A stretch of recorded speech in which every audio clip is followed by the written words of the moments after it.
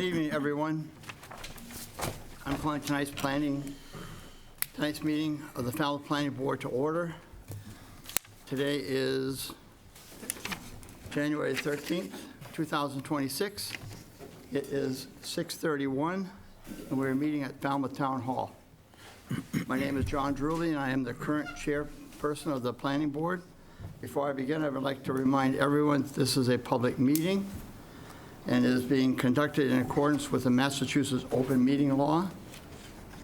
Please take a moment to silence any mobile devices or electronics to avoid interruptions, like I'm doing right now. Anyone wishing to speak should come to the podium, wait to be recognized by the chair, and state their name for the record before making remarks. We encourage respectful and constructive dialogue during public comment periods. Thank you. We'll now proceed with the first item on the agenda, which is public comment. If anyone wishes to speak about something that is not on the agenda, please come to the podium and state your name. All right, having no one coming to the podium, we'll start off with our first part of our meeting, which is minutes from December 30, 2025. Mr. Chairman, motion to approve the December 30th, 2025 minutes as presented. Second. All in favor? Aye. Aye. Thank you. Unanimous.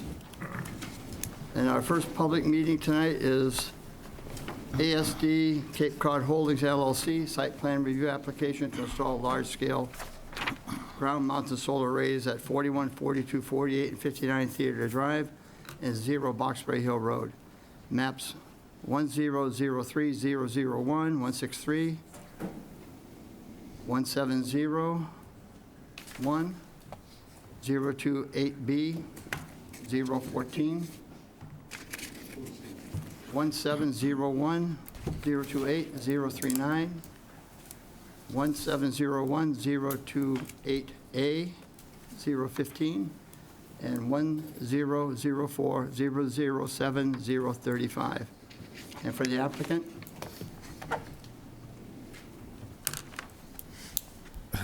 Good evening, members of the board. For the record, my name is Matt Terry. I'm an attorney with Amen Clower here in Falmouth and represent the applicant. Since our last hearing, we've had a few activities in furtherance of our application. The applicant met with the fire chief and Lieutenant O'Malley right before Christmas, along with the building inspector, the assistant town manager, and the community development staff to talk through the projects and to answer any questions that any of town staff had that were present. So that was a very productive meeting. The fire department in follow-up was able to issue their referral, and I'll defer to town staff to address that as part of our hearing this evening. We also conducted a site visit for the benefit of the board yesterday at the location where we had staked the equipment pads and curb cuts and 100-foot setback and fence areas so that the planning board had the opportunity to see in 3 dimensions what some of these plans that we've only shown in 2 dimensions to date will look like on site, and answered a few questions there. We also, in preparation for tonight's hearing and following up from the prior hearing, submitted a letter to the planning board on December 23rd that was responsive to some of the questions that came up at the last hearing. And in that letter, we also had suggested some proposed conditions for the board's consideration. There weren't any specific other homework assignments given to us coming out of the last hearing, any other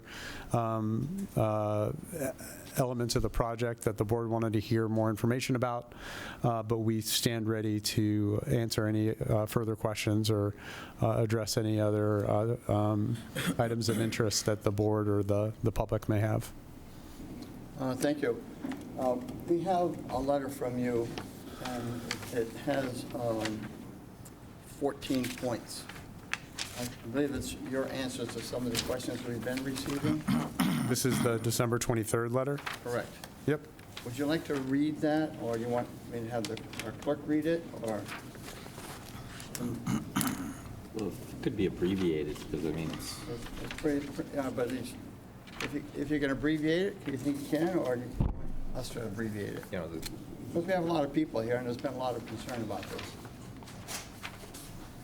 the question and abbreviated response would be like, I'm happy to go through the letter and just address each of the points. If you could. Sure. So this is the letter dated and filed December 23rd. For members of the public, it is available through the town's Permitize system. So if folks are watching this at home or watching on tape, you can always get a copy from visiting the planning department, or you can go online and find this letter in the record for this application as well. So the letter went through on a point-by-point basis some of the questions that were brought up at our December 9th hearing. So the first question was with respect to emergency response plans. Will a fire retardant be used? And if so, would it be foam, water, non-PFAS fire suppression? Our response is that the emergency response plan will be worked on with the fire department, but general industry consensus on dealing with battery fires is that as the enclosures are designed to burn in place without propagation, fire departments should engage defensively rather than offensively through the use of water or foams, which could impact other cells or equipment and create additional issues. Using water as a cooling agent on the enclosure would be ineffective and should be avoided. The second question was, will the access roads be wide enough for emergency response staging? And our response was yes. Access roads will be designed and installed to meet emergency access requirements and will be in consultation with the Falmouth Fire Department. Third question, in the event of a fire, would the surrounding residences need to be put under an evacuation order due to a gassing or venting event? And the response is no. The emergency exclusion zone perimeter that would be set up in the event of any kind of gassing or venting would be approximately 100 to 150 feet. During an emergency, there will be air quality monitoring that, depending on certain conditions, might need to extend that perimeter to 250 to 300 feet, which would not place that exclusion zone overlapping any residence that would require evacuation. But in that event of an extension, property owners might receive advice to close windows and doors. Just as a reminder, the closest residence to any of the 3 equipment pads is around 500 feet. So that's the closest, and the distances get more attenuated from there. The fourth question. I think number 4 needs to be addressed. Okay, fair enough. Happy to skip over number 4. Number 5, with respect to the White River project, which is in New York, is it accurate to state that the environmental impact remains under investigation by the NYSDEC, which is the New York equivalent of the Mass Department of Environmental Protection, and that the extent of the impact is unknown? And our answer is that the above question was misleading and not accurate, and that as shown during our December 9th hearing with accompanying photographs of the fire at White River, it did not involve the combustion of any solar materials or damage to the project equipment. It was a brush fire that burned grass and wood. The minimal damage that did occur to the applicant's equipment was heat damage to the cable coverings of a few modules that were temporarily stored on the ground, but the modules themselves did not burn. I think that's good right there. Great. I did want to note that because there had been some confusion, particularly expressed online, that there was ongoing investigations, and there are none by the NYSDEC. Okay. Number 6, has the applicant considered whether they would be willing to install one or more town wells as part of the project? And the response As the recipient of the donation of the property from the applicant, the town is the appropriate party to contact concerning the installation of wells at the property. The town may be willing to consider installations at locations on the property that will not be subject to the solar array ground leases entered into with Pure Sky entities. Discussions with the town would be outside of the scope of the site plan review. Just as a reminder, the three ground leases for the 3 projects are expected to cover about 60 acres or so, maybe a little bit less. And so out of 137 acres that comprises the property subject to this application, obviously the significant majority of that will not be subject to the ground lease, will not be part of the project envelope, and will be under the town's ownership and control as soon as it's donated. Number 7. I'm going to address number 7 a little bit later on. Okay, we can skip over that and come back to it. Number 8, does the applicant have power agreements with Eversource? And the answer is that we don't have power agreements with Eversource. We do have interconnection service agreements with Eversource, which govern the interconnection of each of the projects with Eversource's facilities.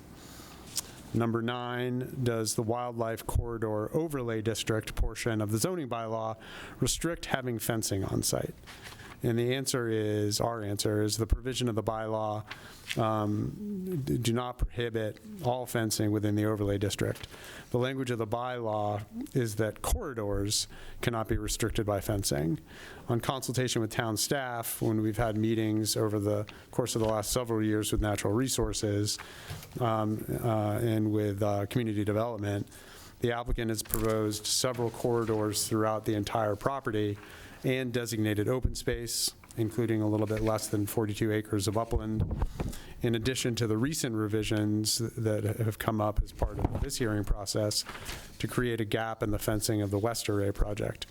None of these corridors will have fencing across them that would pose a barrier to wildlife movement, which complies with the wildlife overlay portions of the bylaw.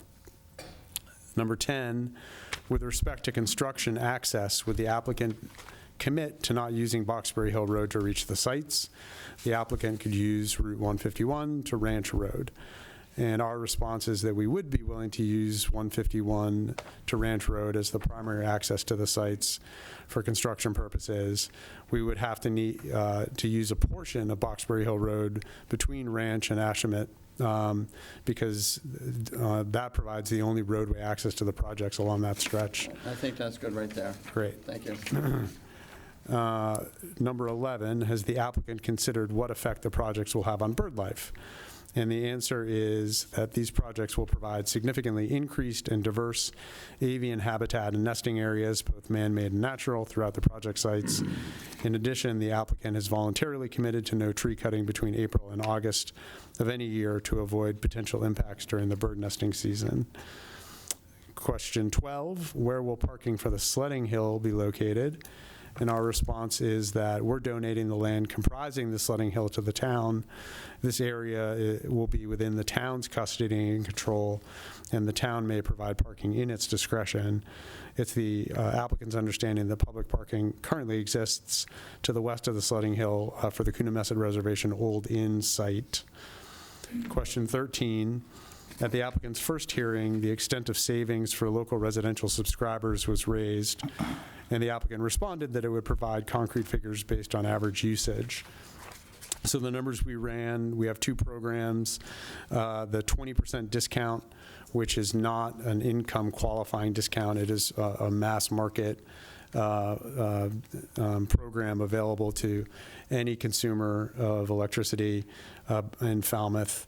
So this 20% standard discount, if you assume an average annual electricity bill of $3,450, would provide an annual savings to that consumer of $621, which over the 20-year initial term of the array, which could be extended, would be a savings of $12,420. The second program is the 100% discount on the supply side for qualifying low to moderate income Falmouth customers. So with that same annual electricity bill of $3,450, that would be 100% savings on that bill, or $62,100 over the 20-year term. Obviously, these figures are an average, and each individual consumer's bill is going to differ. That's perfect. Great. Thank you. Yep. And then I don't know if you wanted me to go through the proposed conditions, or if you want to save those. I'm sorry? If you wanted me to go through the proposed conditions at this point, or if you want to save those for a later I portion. suggest that you all look at them, and then at the next meeting, we can decide if you are in agreement with all of them. We'll probably have more to add as well, but it would be best if you did all take a look at that, and then we can discuss it if you have any issues with any of them at the next meeting. Sound good? Yeah, good suggestion. Unless the board members want to discuss any of these tonight. We have 14 of them, so. I think most of them are pretty basic. That Yeah, I would think be in the decision anyway. A lot of them were discussed at the site. Yes, when we met at the site. Most of them, in fact, are standard. They're required of all projects, so it's only the last ones that actually would be applicable to just this project and special to it. And I agree, we ought to leave that till we hear the whole discussion, because there's probably going to be additions. Most likely, yes. All right, thank you. Thanks. We'll ask you to come back up in a little All right. while. But Fair enough. I'm going to go to the audience now, see if we have any other questions from the audience, and we'll take the board questions. Anyone else in the audience like to make any comments or have any questions? Please come up to the podium and state your name for the record. Henry Dick, 392 Boxberry Hill Road, representing the Pond Association tonight. We met with the applicant quite a long time ago and had discussions with them that were, obviously, a lot of us did not want to have a golf course disappear, but we discussed things that would improve the project from our viewpoint, and they were most agreeable to many of them, and we were quite pleased by that, particularly the sledding hill. And it agreed that we would have a trail that would run along the west side of the lake, the east side of the lake, along the property, so that there would be a nice walking path down the side. What they have proposed is utilizing mostly the existing golf cart track, but that's not what we really have in mind. Now, if I can bring up a couple of slides here. Certainly. I have them on the screen. I'm not sure I bring them up. Take the mouse in your hand and click on the little box. Oh. A mouse. Okay, so this is in two sections. This is the southern end, and you'll see there in blue the proposed trail that we have that we would like to see constructed on, this is the northern piece. Let's see if I get the pointer in here. You can see the pointer, yeah. And this starts on town land and runs down here on town land to the town beach, which is in here. Is that currently it's town land? Currently town land. Okay, I just want you to have a picture of the whole thing, because we have marked on here. You can see here that this is coming off of town land. We want to abandon this section here because there's a bad erosion problem. And then it will run along the side of the hill parallel to the pond, all the way along this length. And there's a section here where there's an existing road right down by the water. And this has the advantage that that foot traffic would not be against the chain link fence. No one wants to walk along a chain link fence on one side when they're out for a country walk. But here, this would, remove people away from the chain link fence, which is a benefit to Pure Sky. And you wouldn't even be aware of the array. as you walk down through here. Now, this particular one does not have you had another link in this area here that, have they agreed to that? No, we should discuss a theater drive. Yeah, okay, because it's important to us that we were able to use Theater Drive as an access to the trail. Then moving on to the south, the second portion this is Round Pond. There is an existing trail, quite a good trail, in excellent condition, that runs over this yellow streak here, which we would like also to be incorporated into the trail system. And then we would continue this trail on here. There's an existing trail that runs up on top of this ridge. And then there's a hollow here, and we would like to place the trail through this. There's another steep section here. These would require a small cut in the side of the hill. And then it would run around here and then follow the property line here with waterside? Waterside, lakeside. Just on the north side of the property line here to connect with the existing golf cart track here. And so this would create a wonderful loop here, and we'd have another loop on the other side. And what do you expect this trail to be made of? Dirt. We want a walking path. In the steeper portions of the hill, there would be a small cut with some soil pushed to the edge so that you have a walking path about this wide.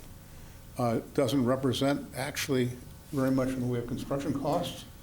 We're not looking for any paving. We want this to be as wild as possible. And this would give us a trail system which would be a considerable benefit to the community in terms of we're losing our golf course, of course, but this is something that would make this far more attractive and become a part of the town's trail network for all the people of the town, and would give access to spectacular views all along the lake. It really will be a really spectacular pathway and benefit to the town at large as well as the local. And where would there be parking for this? What? Where would there be parking to? The parking would be the existing parking lot on town property, the old Coonamessett Inn site, is existing parking. It's the parking that goes down to the beach at the north end of the pond. Is that a public beach? So this is the parking up here, which is the old parking for the Coonamessett Inn. People use that to go down to the beach here. There's a link here. And then they would be a little bridge here so people could come from the beach onto the trail.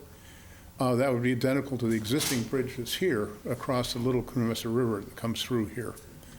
And so this would be connected to the Conservation Commission beach here that sees considerable use in the summers, sometimes too late at night for me, since I live abutting this. But this would be a major asset to the town, and we're hoping that the applicant can see the logic of putting the trail here. We're not asking for a superhighway. We're asking for a walking path, which will involve some cuts on the side of the hill to make a flat portion, and some clearing of relatively flat areas in some of these sections. So I spent time following the contours to put this in the best place. I don't know what the restrictions that will be from the Concom on where we can put this trail. So the applicant should work with the Pond Association and the Concom to agree on the route of this trail. So a couple of things. One is maybe you should talk to the Concom first to see if this is even possible. We usually get an opinion. Yeah, we will go to the Concom to discuss this with them. Because we don't want to have some kind of a condition that's not possible. I can tell you. Yeah. This is going to be on town-owned property. The applicant did agree to this trail. Yeah, if you give a plan to the town, you don't get If the Concom is not amenable to it, that would be sad for the town, but I'm hopeful that they would be agreeable. A great deal of the trail as we place it Is your association okay with addressing this with Concom first? I don't see a reason not to go to the Concom with this. I think we should. Yeah, we're happy to do that. Good. I anticipated we'd have to work with the Concom on this. Good. I did walk some of it with Mark Kaspersik, who no longer works there with the Concom, and talked about a trail on this side. And he did not want it down on the water. He wanted it up the side of the hill. But of course, he's no longer with the Concom, and I would go to the Concom to address this with them. Okay. Okay? Does the board have any questions? Just about the trail right now. A dirt trail will wash out. Who's going to be responsible for maintenance? I have a similar dirt trail on my property. We've had zero erosion problems. This is going to be a narrow trail, a footpath. There shouldn't be an issue of erosion. A lot of it's over a very gentle slope. We're not going to be disturbing very much in building this trail. You're talking about a path this wide with half of it representing the existing subsoil, a small cut, and then a couple of feet of fill pushed out like that. And there shouldn't be a problem with erosion. Maybe there shouldn't, but there might be. If there is your group responsible for the maintenance? I would think the Pond Association would be happy to take this on as an obligation. Really? Or Pure Sky? I mean, I already maintain a lot of trails in that area myself. Well, Yeah. maybe you could address that with a letter to the board. Sorry? Maybe you could address that part with a letter to the board, that you would, Bring that back to the board here. that you would be responsible for Yeah. maintaining. Oh, yeah. But address it with the Concom first before we talk about making it, having it as a I condition. will arrive in Town Hall tomorrow and knock on the Perfect. Concom's door. Thank you. If the public is to use this trail, there'll be liabilities issues. I'm sorry?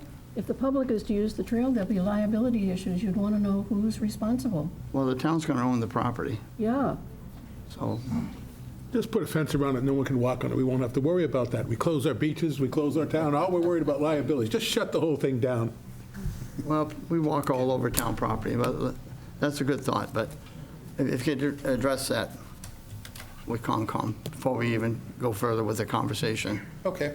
But while you're at the podium, I have a couple of questions for you, if you don't mind. Yeah. It's a good way to stop it. Coonamessett Pond Association, you're in these documents early and often. Yeah. Like from 2019. Yeah. I'd like to know a little bit about the Coonamessett Pond Association. Are you a registered nonprofit group, or? Yeah, we're a registered nonprofit. Our current secretary is very active in maintaining the paperwork with the state.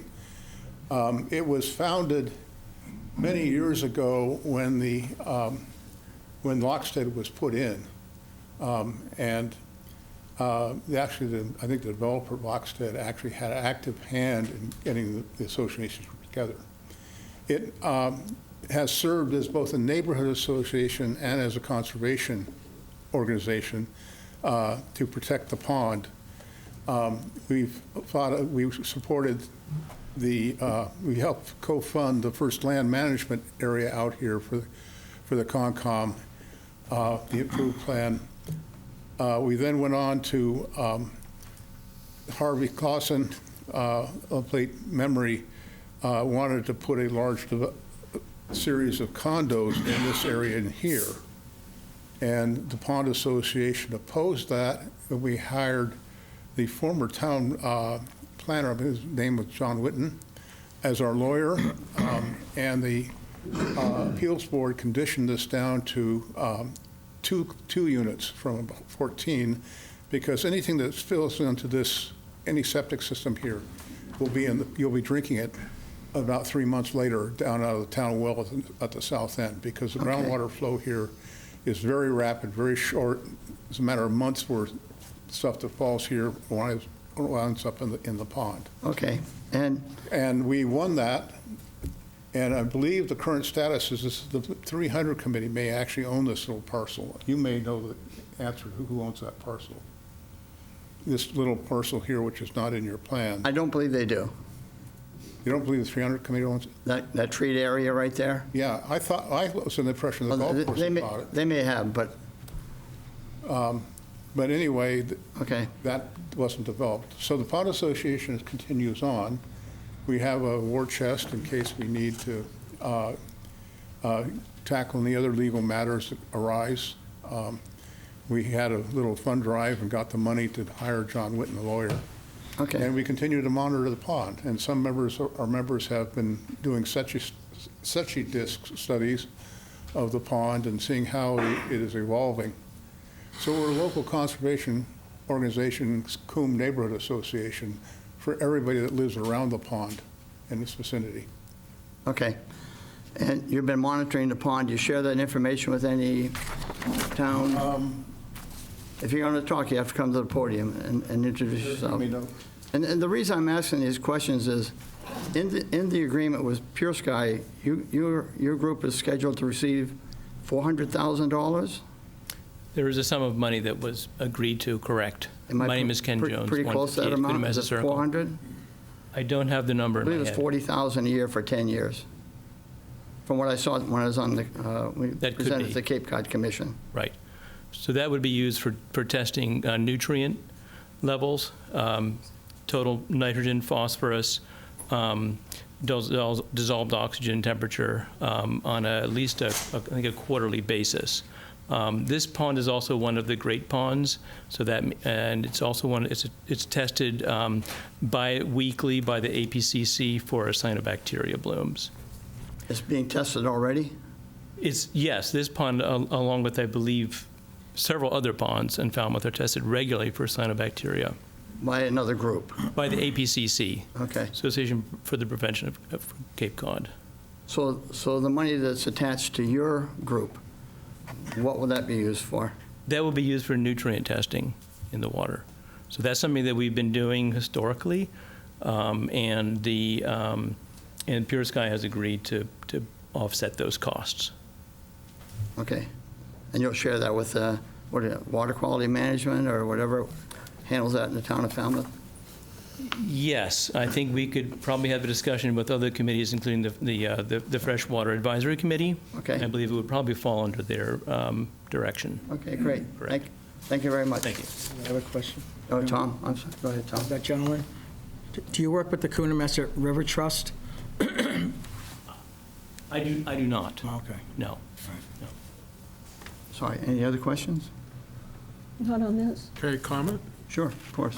Well, the walking trail kind of reminds me of the walking trail around Long Pond, which is absolutely beautiful, and I've used my whole life. And I think it could end up being a great asset. Sounds like a really good idea.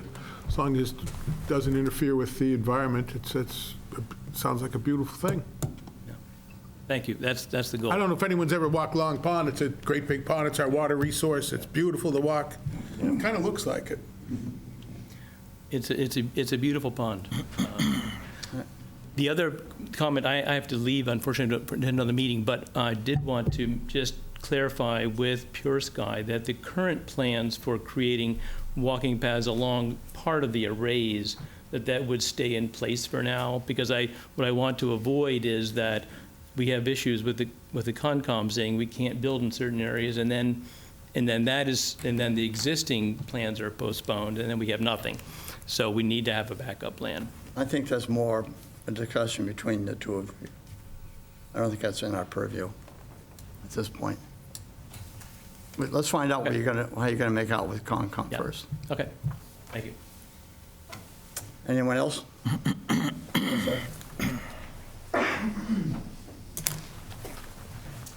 David Leslie, Precinct 1. I have a quick question. I hope it's not naive. But first, I'd like to say, convey my support for the Pure Sky Solar Project. I think that the need for transition to renewable energy is great, and that this project is well-designed and will make a good contribution toward that goal. However, having said that, I would like to be reassured that the issue of noise pollution has been adequately addressed. Noise has killed projects in Falmouth in the past, and I would hate to see this project run into difficulties or litigation down the road. I think there's a pending noise bylaw, for example, that maybe it's passed already, I'm not sure, but it would say something like 5 dB above background noise at the property boundary. So I'd like to know what the plans are to monitor noise output when the project is in place, and what provision there is contractually to mitigate excessive noise if it were to be observed. For example, there are acoustical contractors who are ready to design and install noise-absorbing panels around transformers to cut down the low-frequency hum that they often emit. So I'd like to know, is the installation of such panels being considered, or do you think it's necessary? Thank you. All right, thank you. Yes, sir.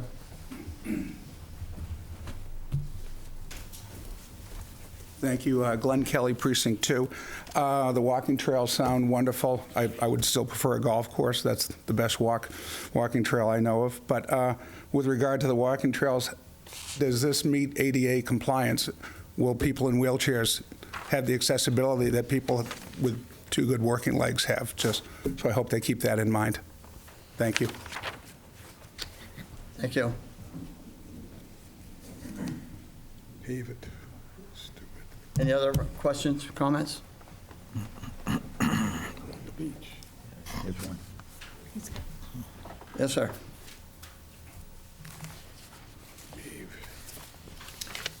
Good evening, everyone. Dave Moriarty, Falmouth. I just have a few quick questions. Would the panels would be exposed to the naked eye? Is it possible to get a wooden fence instead of a metal fence to hide the panels from the I'm sorry. public? A wooden fence to hide the panels from the public in some areas that are really standing out. I think that would be a good idea. I mean, you know, it's much nicer to look at a wooden fence than a bunch of shiny 45,000 panels. And I just want to reiterate about the noise. I think it'd be important that we have a noise study. I mean, I would hate to see this project go into litigation for another decade like the other projects.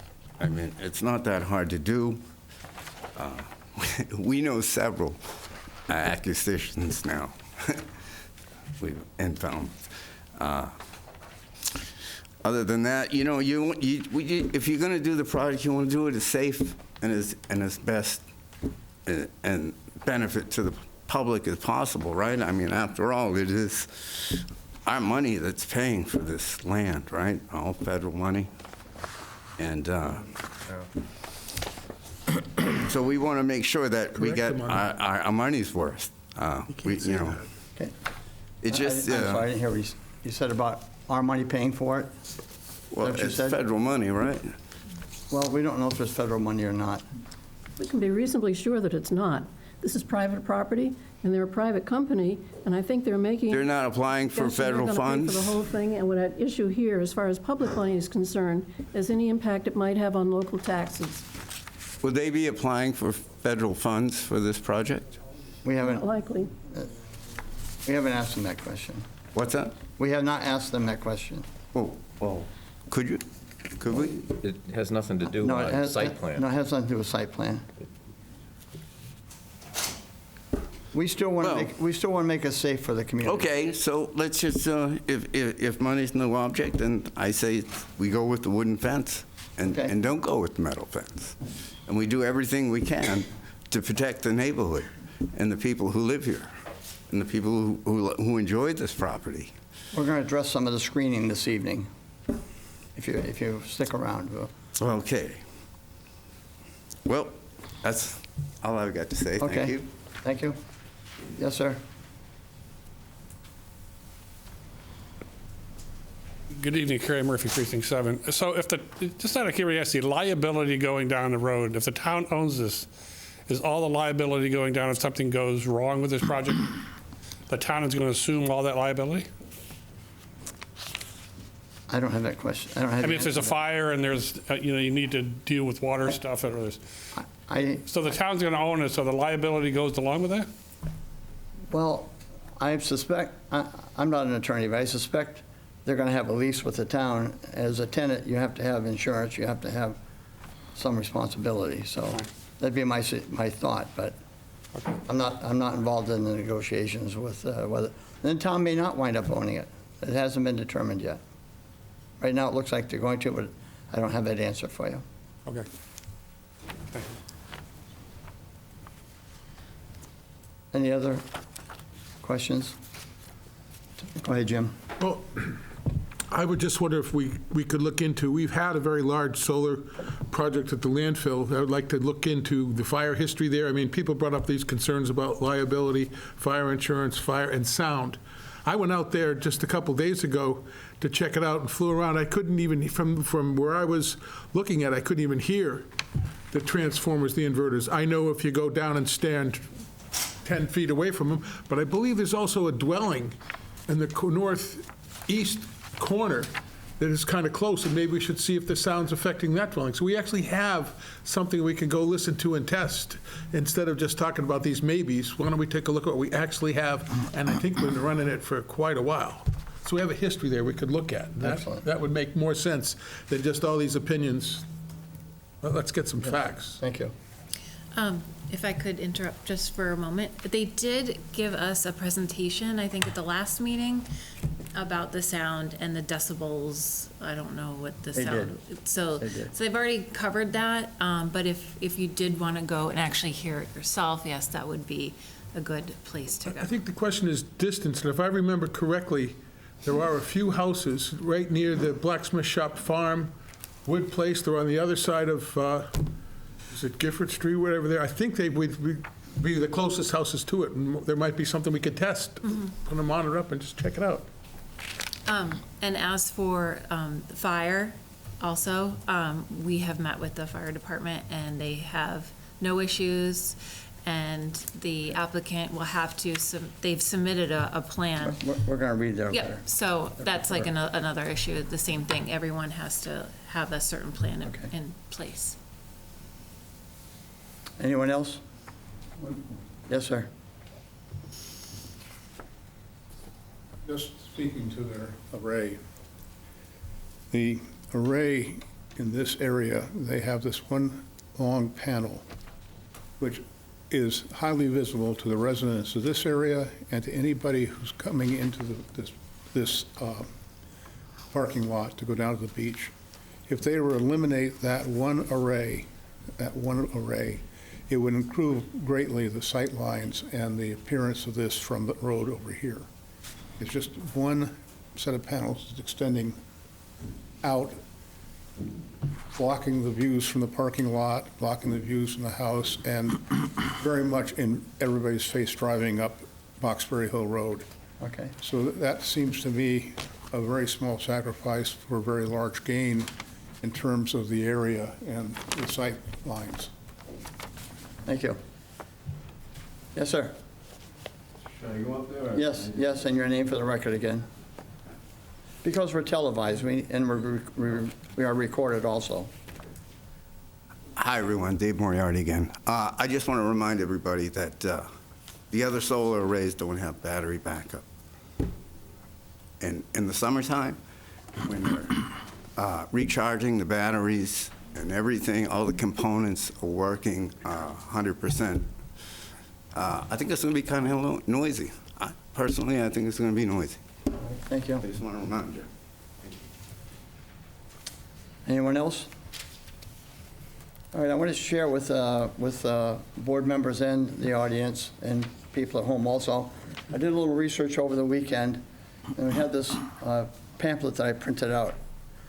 It says, Clean Energy Results, Questions and Answers, Ground-Mounted Solar Photovoltaic Systems, and it's from the Massachusetts Department of Energy Resources, Massachusetts Department of Environmental Protection, Massachusetts Clean Energy Center. And the topics that are in this booklet is hazardous materials, end-of-life decommissioning, excuse me, ambient temperature, heat island, electric and magnetic fields, property values, public safety, including fires, historic preservation, noise, water-related impacts, glare, endangered species, and natural heritage. So a lot of your questions, maybe all of them, if you'll, I don't want to read the whole thing, but clean energy results. It's online. It's from the Commonwealth of Massachusetts. This is a 2015 edition. They have a revised 2024.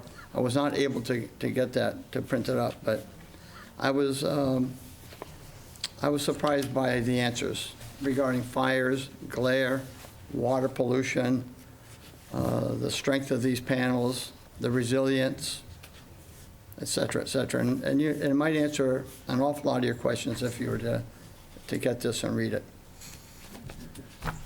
John, could you tell us if they're positive answers? Positive. Are Most they? of them are very positive. So no glare, no fire, no, how do Not- we interpret what you're saying? I mean, I can't say there's no fires, but the results of the fires are not as dangerous as we've been talking about. From the panels I'm talking about. So, John, yes, sir. you mentioned a follow-up report done last year. Is that available, or is it in process, or what's the status of that? The follow-up report.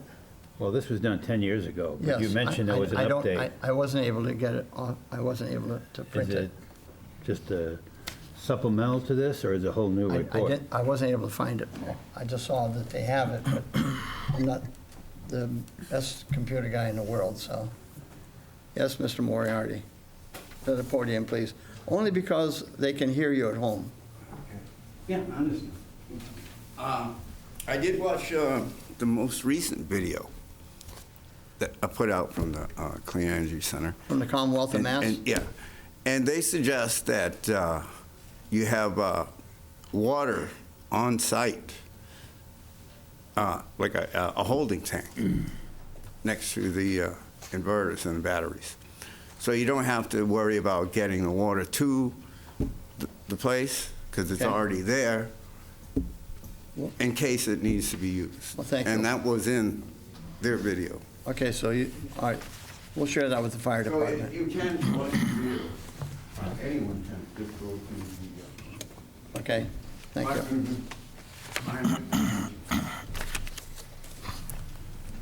Okay. All right, any other questions from the board? Any comments? I have quite a few. Okay, Yeah, same here. and Tom, okay. Charlotte, would you go first, please? Yes. As you all know, this board supported making this a solar array district, and we do support it, which is really great. And as I said 2 weeks ago, we're a little stunned by the size of it, but we're not stunned by the subject of it, and we're glad for the town that it's going to be here. We can condition this. We don't have to accept it just as it's proposed to us. Yes, we will accept it, of course, but not as it's proposed necessarily. We can condition it. And I'd like to say first on the nature of my concerns. This board, one of its concerns about design is how it affects the character of the community. And I think one of the reasons there's such heartfelt opposition to some of this is because it really affects the character of Boxberry Hill Rd, which is a beautiful road right now. And it's a residential road, except for its wonderful amenity of mowed lawn, so much of it, and such beautiful trees. And no, I'm not a golfer. I know some people here are golfers, and you use it as that kind of amenity, but the rest of us, we just enjoy its beauty, and that's its character. And I'd like to talk about conditions that Pure Sky might consider that would retain enough of that character for us to be happier about it. We can't make you do it. We can ask you to do it. Pure Sky has been very careful to design their arrays entirely within our regulations. So thank you. So this isn't about seeking any kind of special permits or any of that. So now this is us as a board, I hope, seeking some give on your part, flexibility on your part about what your finished product would look like. If you could put up the map. Pure Sky spent a lot of time with us yesterday. I think the entire board, except one member who unfortunately is not well, we all went out to the site. and got a long walk around. We were shown exactly where the pads are going to be. It was pointed out which trees would remain, which trees would go, where the clearances would be. We asked as many questions as we could think of right there on the site. They really gave us a full time to consider this whole thing. And I wonder if you could put up the map that we were working from yesterday. Would that be possible? So that the rest of the town, those listening on FCTV, or people here who are interested in knowing is what is this thing going to look like when we get done, would be able to consider it from the standpoint of the character. It's been said that it would be better with a wooden fence. That's a taste matter. I don't happen to agree, but I know other people do agree. The arrangement now is it's going to be black painted chain link. Not something many of us would really do to anything except a dog, but better than just kind of gray chain link. So that's what it would be, and that's what you'd see until the things they have planned have grown. Because if you consider just Boxberry Hill Road, the plan is to put a raised berm, quite high raised. How high would that berm be? The 8 to 10 feet. 8 to 10 feet above what it is now. In some places, there's sort of a berm. In some places, it's actually a drop-off that I guess you'd have to fill in. But if you picture a berm that's going to be 10 feet tall, and then you plant trees on it, not long after that, 5, 7, 8, 10 years, those trees are going to be what you're looking at. You're not going to be looking at the array. You're going to be looking at the trees on the berm, really. So you can picture that. But there are already mature trees all along. We're going to get this map. There are already mature trees all along there. There are breaks in it so that you can look into the golf course now, and that's what's beautiful, and we'll lose that. But how much of it can we contain? How many of you can picture 100 feet? You know how big 100 feet is when you're outdoors? Here, this room is what, probably 45 feet across? Something like that? So it's double the width of the room. But outdoors, 100 feet isn't very much. If it would be possible as a condition to retain the trees that are along the road now. Some are going to stay, they're part of your plan, but others were going to be taken down. So could you agree to a condition of keeping the trees that are along the road, even though it means your berm has to be further back? Because you can't both put in a 10-foot berm and keep the trees. The trees would have to be cut down to put in the berm. So could you agree to keep the existing trees along the road? That's a question. And I would be very interested in it as a condition because it would improve the character of the project for those who live there and use that road all the time. And Let's take a look. You were going to ask a question, too, about the width of this 10-foot-high berm and what it's made of and what's going to keep it from washing away. The planting, I suppose, but they're going to show us just where the trees are now.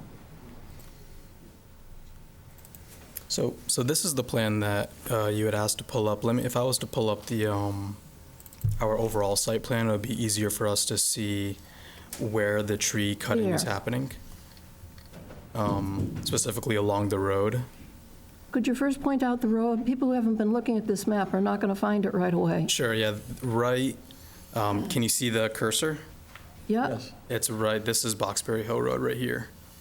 That meets down here. So what we've tried to do as much as possible is preserve the tree line as it is around on the perimeter of the property, minimizing as much tree clearing as possible. There are some trees right in this area next to the driveway that are proposed to be cleared, and then just a few trees at the beginning of this driveway as well that are proposed to be cleared. But for the most part, everything that exists already will stay, and additional plantings will be implemented in those spaces as well. So this berm over here will be implemented with additional restoration on it. Then there's berms along Boxberry Hill right here. That will be established with additional restoration around it, even towards this edge with no change to the grade, but more restoration will be planted there along this edge where there currently isn't anything. There'll be some restoration there, and I can pull up the restoration plan specifically, which will show. Before you do, things are. the orange pieces are the batteries. That's right. Right. So those are going to be the ugliest thing there, That's right. or the most industrial. Let's just use that. The most industrial-looking things will be the batteries, and yet you just pointed, those are the places where you're taking out the existing trees.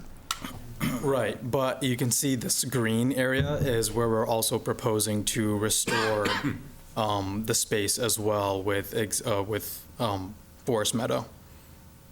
And then it's the same thing over here where we're not planning to make a significant tree clearing here, but a lot of this will be restored and more plantings will happen in and around the existing tree line that's already there. Even though, as you could see when we're on the site, it is relatively thin as it is right now. You could see right through it. The hope is that we'll be creating a line where kind of like a population of trees right along in front of the fence and in front of this battery to help mitigate that view. And I can pull up another view so it would be easier for you to see that if you'd like. While you're right there, where are these earthen berms going to be? So anywhere in the site plan where we have these structure or these kind of areas where there's circles within circles, this is basically the earthen berm. The circles are the grading changes. So those are the different, each line represents a different height from the ground. And so you can see right towards the center over here, it gets a little wider, representing that it's not gonna just be like a hill that goes straight up like a triangle. It'll flatten up at the top, and that's where trees will be planted as well as along the edges of it. So over here, we have an earthen berm over here. There will be a kind of berm right along the edge of the sledding hill space right here. As you go along this side of the property, there's another berm over here, another one that's right in front of the battery, then another one right across the driveway. And I think that wraps it up for this side of the site, except maybe this portion right here. Right. Yeah, and then there's also, I mean, in addition to those berms, I guess focusing on the view from the street, there's also these berms as well, and everything in this space right here, which will provide kind of a view shed mitigation for the residences that are in this space as well, between them and the proposed project. And then more so on this side for the east array, there's earthen berms on this side over here, within the fence over here. And then for Theater Drive, there's more berms proposed right along here that also help with water flow and mitigation, view shed mitigation for the site. And then for the south array, there's a whole line of earthen berms that go in between the existing walking trail or the existing cart path that there is to help bolster that existing forest meadow tree line that's already there on Boxberry Hill. I'm looking at the site. So a berm is sort of a flat top, 10 foot high, 10 at the flat top. How broad a base on your pyramid? I think it depends on the specific berm, but I mean, I would assume if it's starting at 10 feet or up to 10 feet, and I think the slope it's a 3-to-1 slope. 3-to-1, so it'll be, if you're going 10 foot high, it will be 30 foot to make it a triangle, but it won't be a triangle, so it'll be kind of spread out. And it's all within the 100-foot setback from the road, is that right? Yes. So really, you're putting it into the setback area, and you're taking up only 30 feet of it, so 70... Well, it's 30 to 40 feet somewhere. Then some of them are irregular shaped, so they're not all perfectly elongated. And you can see in the south array too, there's already existing tree line, so the berms will kind of build on the inside of that. So there's probably like it looks like 50 feet of tree line, varying 50 to 30 feet, and then the berms will build up the rest of that 50 to 100 feet. That's where we parked. That's the second. Yeah, we parked around that area, yes. Second place we visited when we parked the second trip. Right. That's a tree line. Yeah, I just wanted to clarify. Raul Lizardi from Cape Analysis Engineering as the engineer for the applicant. So we're working for this berth. We're starting from existing ground. We're targeting a 10-foot depth height, but we don't always going to reach it. So we're going to have some areas that are 8 feet. So on the downside slope, when we start going up at 3 to 1, that up slope is going to cover 30 feet. Then we have a plateau, about 4 feet. Then we go downhill again to meet existing grade, which could be another 30 feet. So by going up, plateau, and going down, we're talking probably an overall width of 60 to 65 feet in some of these areas. Now, in some of these sections here, when we were on site, we walked down the existing path, which is over here, and we walked around this area. This is hole number 5, which is completely clear. Now, hole number 5, we all notice it is a depressed hole. Boxberry Hill is higher. So when these berms are being constructed from the low end, you go up, get a plateau. When you start sloping down, you don't slope down the same distance vertically because that grades on the other side are higher. So the widths are going to vary depending on what the grades are there. And of course, these are earth mounds that we're going to be building according to the material that we're piling in the area. We want to protect the existing vegetation. This existing, mostly evergreen vegetation that exists along Boxberry Hill, we're protecting that. So if say, for example, this earth berm should bow a little more to protect the trees that are there because we don't want to remove them, we'll bow it. Or if we have to, instead of going to 10 feet, we go down to 8 feet to not fill against those trees, then that's what we'll do. So that's the whole point on the earth berm. It's just to create a visual barrier by the earth berm and then additional visual barrier by vegetation. Is there any way to make that, rather than starting with a 100-foot setback, make it a deeper setback so that you have more room for that? So right, looking at this view right here that we're looking at right now, the fence flags or posts that were on the site, this one is much greater than 100 feet. Well, the one that isn't is... So, like this fence right here is 160 feet from Boxberry Hill. And at this location is much greater. It could be closer to 200.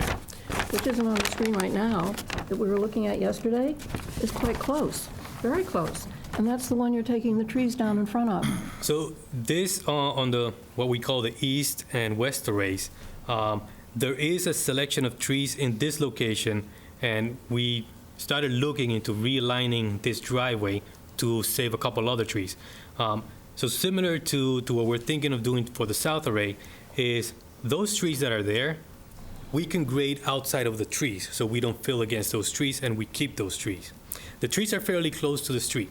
They may even be on the street layout and not necessarily on the property. And we're not proposing any grading beyond our property, but we can adjust these earth mounds to protect those trees and work backwards from that point.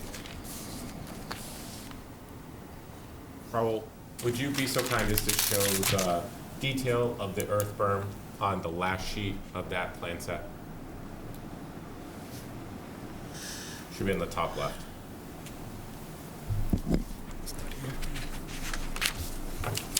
Are you talking about this document? Yes. Yep, you'll see it. Oh, there we go. Here. Thank you.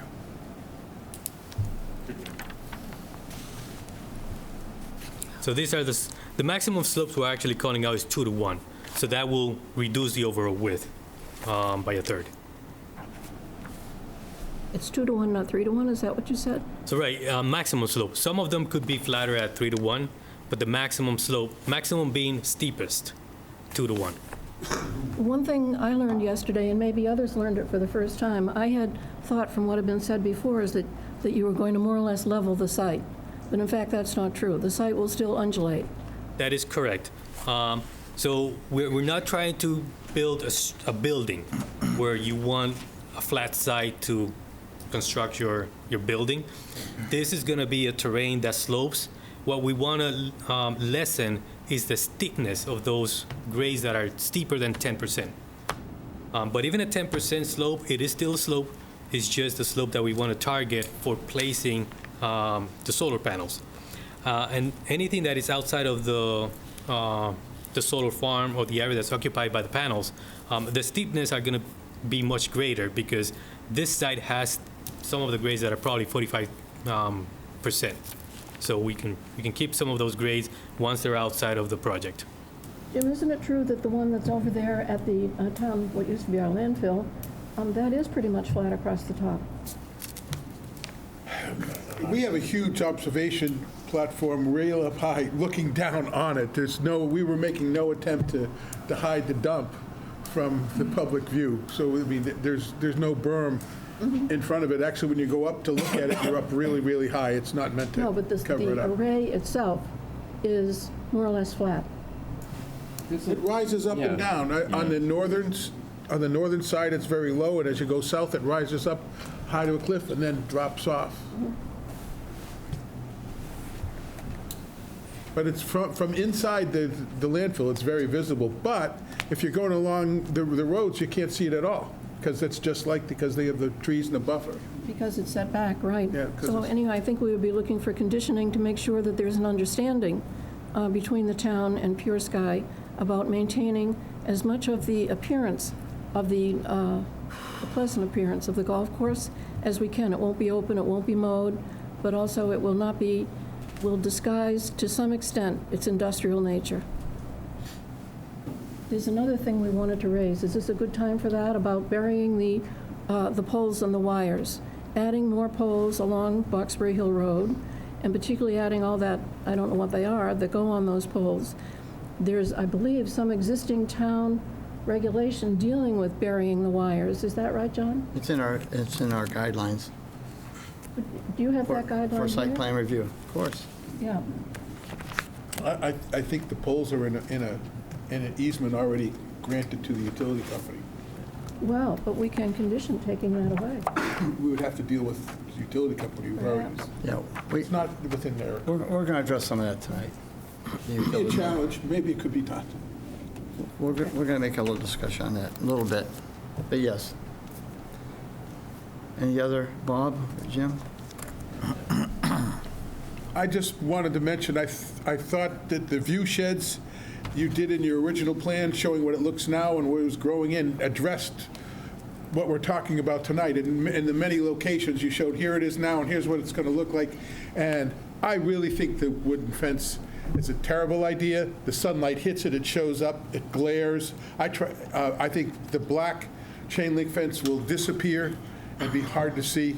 And I just think a wooden fence, it lights up when the sun hits it. It just is so visible. I just think it'd be worse than the problem. It would look worse, my own opinion.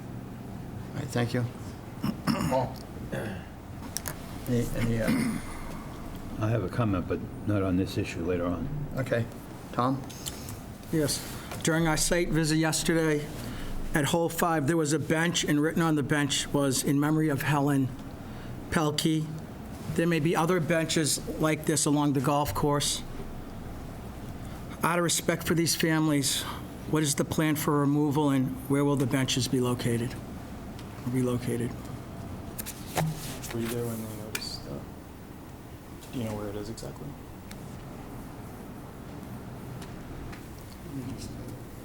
Sure. Hi, again, Matt Terry. Hey, Matt. We are certainly happy to have discussions with the current property owner who operates the golf course, with the families that may have paid for and have those benches installed, and discuss what might be the best tribute, to the folks who are reflected in memoriam on those benches. If the families want to take the benches, if they want to be have them be relocated towards some of the walking paths. It's obviously currently on the golf course property, and so it'll require some coordination, I would imagine, with the current owner and through them to the families. But I think the applicant would certainly be willing to make sure that those aren't just disposed of as part of the redevelopment. Thank you. All right, thanks. Regarding the burns that were on the screen there, what are you going to do with the soil, to cover the soil? I mean, you're going to, a lot of soil there, not the top where the trees are going to be planted, but the slopes. Are you going to put anything on the soil, or? So, right, the typical activity that's going to take place is that the topsoils are stripped and piled aside.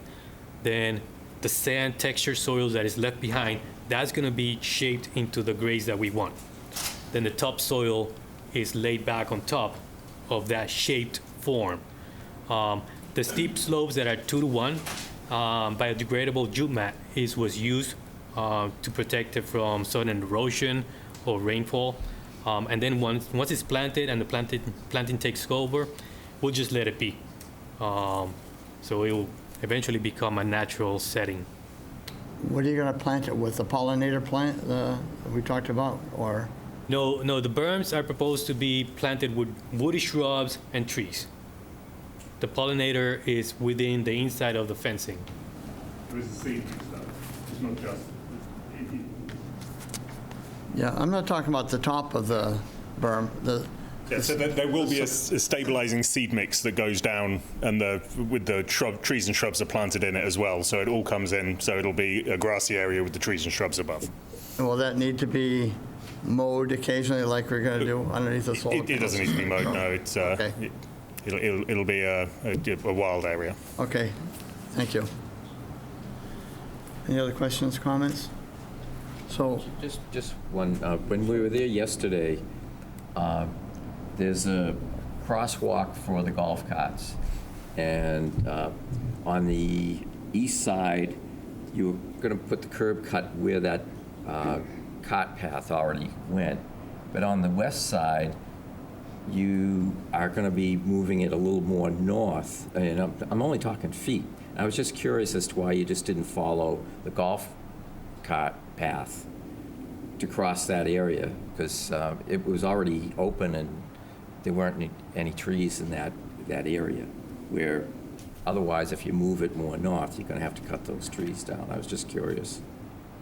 So just to clarify, you're talking about this cart path right here? This is on the north side of the site, right? Yeah. Right close to where we parked our cars. Yeah, yeah. And you're saying, is it the West Array side or the East Array side that is? The westerly side that... Just to clarify, I think what Member Leary was talking about is that here, for the East Array, that this is existing cart path here. Mm-hmm. And then this is the entrance to the West Array, the proposed curb cut. So was the question... It was just a little bit south of where the mouse is now. So yeah, there's the cart path continues over to the west side. Across the street. So why the curb cut for the West Array isn't essentially across the street from the East Array? Yeah, I was just curious as to why. Because it was literally a matter of maybe 25, 30 feet, according to the stakes that were there. Well, I think for the walking trails, the trail is meant to continue over here, down this road, and then connect with Boxberry on the other side of the road on this part of Boxberry Hill. So that was where done this to crossing accommodate is. the walking trail? Yes. Okay. Yeah. That's the explanation. John, yes. 2 weeks ago, we talked about the wildlife corridor and haven't mentioned it today. Could you point out on the maps that we're now looking at where these wildlife corridors are going to be and how they will be fenced and so forth? Sure, actually, let me see. I think I have the presentation from the 9th. I think that has a visual right here. So this is you're looking at the battery equipment pad for the West Array, and this is probably right around where we parked, I think, right around up here. Mm-hmm. So where the driveway is proposed, there will be a fence that will be a standalone fence just to keep away anyone else from driving into the site. The fence to the side of it will be removed, and that'll provide access from the other parts of the property and the road. And then this corridor, the fence will, instead of going, you can see this existing black fence right here. Yep. This is going to be removed, and the black fence originally goes like this down here and then continues this way. Since that's going to be removed, that black fence will change around the battery. We'll just go straight down over here and connect with the fence surrounding the site over here.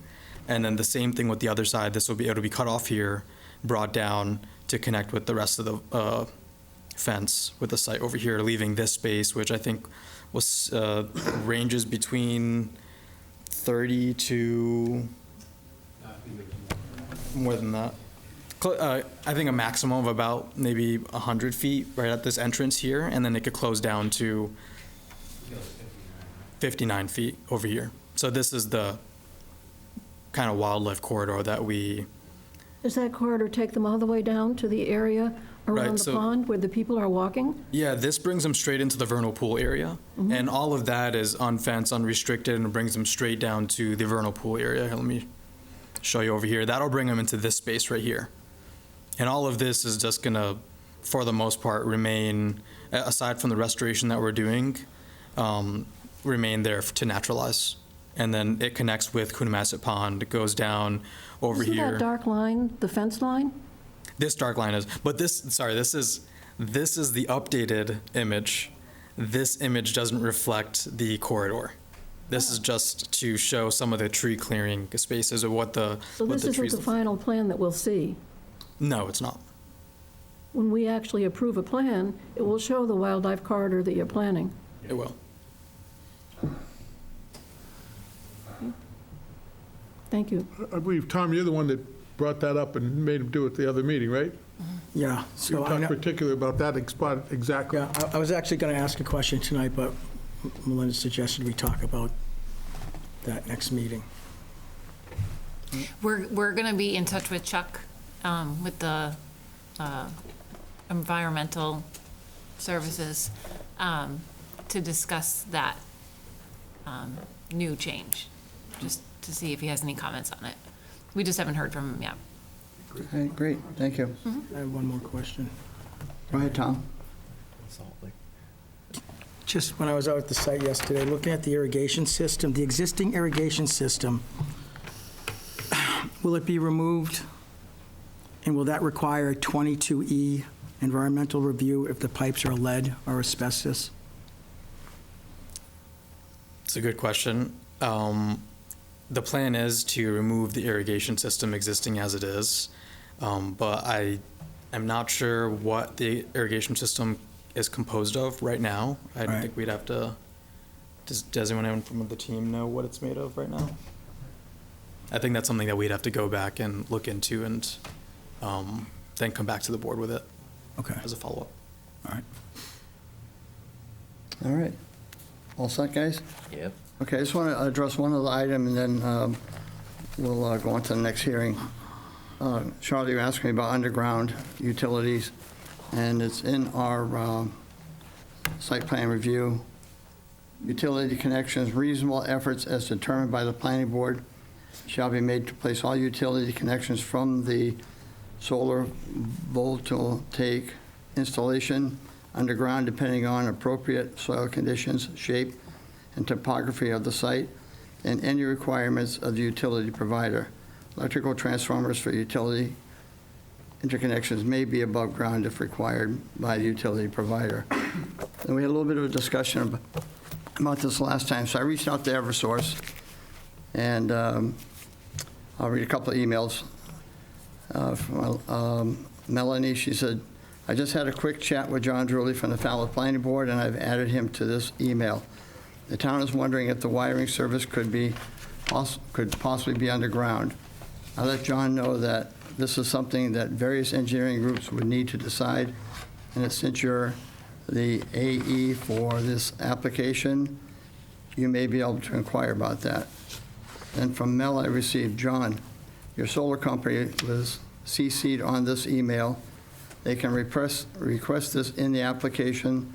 This is something that they are just finishing up right now.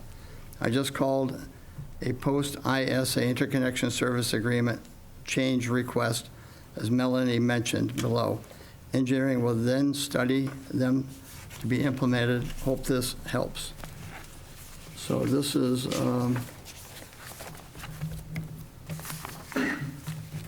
these are the agreements you guys are working on with Eversource. I have the contract numbers, there's 3 of them, because you have 3 arrays. So this is to put the electrical wires from the battery pads to the transformers underground, all the way to Sandwich Road, where your transfer station is going to be. Sure, if you come up and... So the interconnection here, I could pull up a...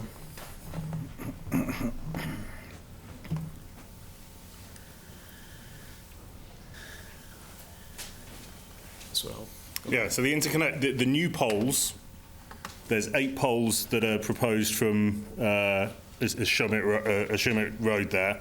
Those are the 8 poles that they're proposing, and then it's pad-mounted equipment on both of these arrays, which are the ground-mounted ones that are needed. And then for the south site, because you've got that slope, because it goes down the hill, they can't use pad-mounted equipment there because of the topography, so that'll be pole-mounted equipment down there. Well, why can't we go underground instead of just putting on telephone poles? That's what I've discussed. I want to go underground to the Sandwich Road. Because Sandwich Road is miles away, you're asking us to reconduct and put underground existing... It's not miles away. It's existing poles that are on the street. You're asking us to put those under the... Yes, I am asking. It's in our guidelines. Reasonable efforts, though. It's a reasonable effort. And it's $3 million a mile. It's a safety effort for our community. I'm asking for our community, not... As I say, it's $3 million a mile. Well, what you're asking for is to not just go underground. I'm sorry, excuse me. How much did you say it is? $3 million a mile. Okay, and it's maybe a half a mile? So it's $1.5 million on top of a $7.5 million connection. Well, this is probably a $50 million project by the time you buy the land and do the project. I suspect it's in that range. Maybe a little bit more. Yeah.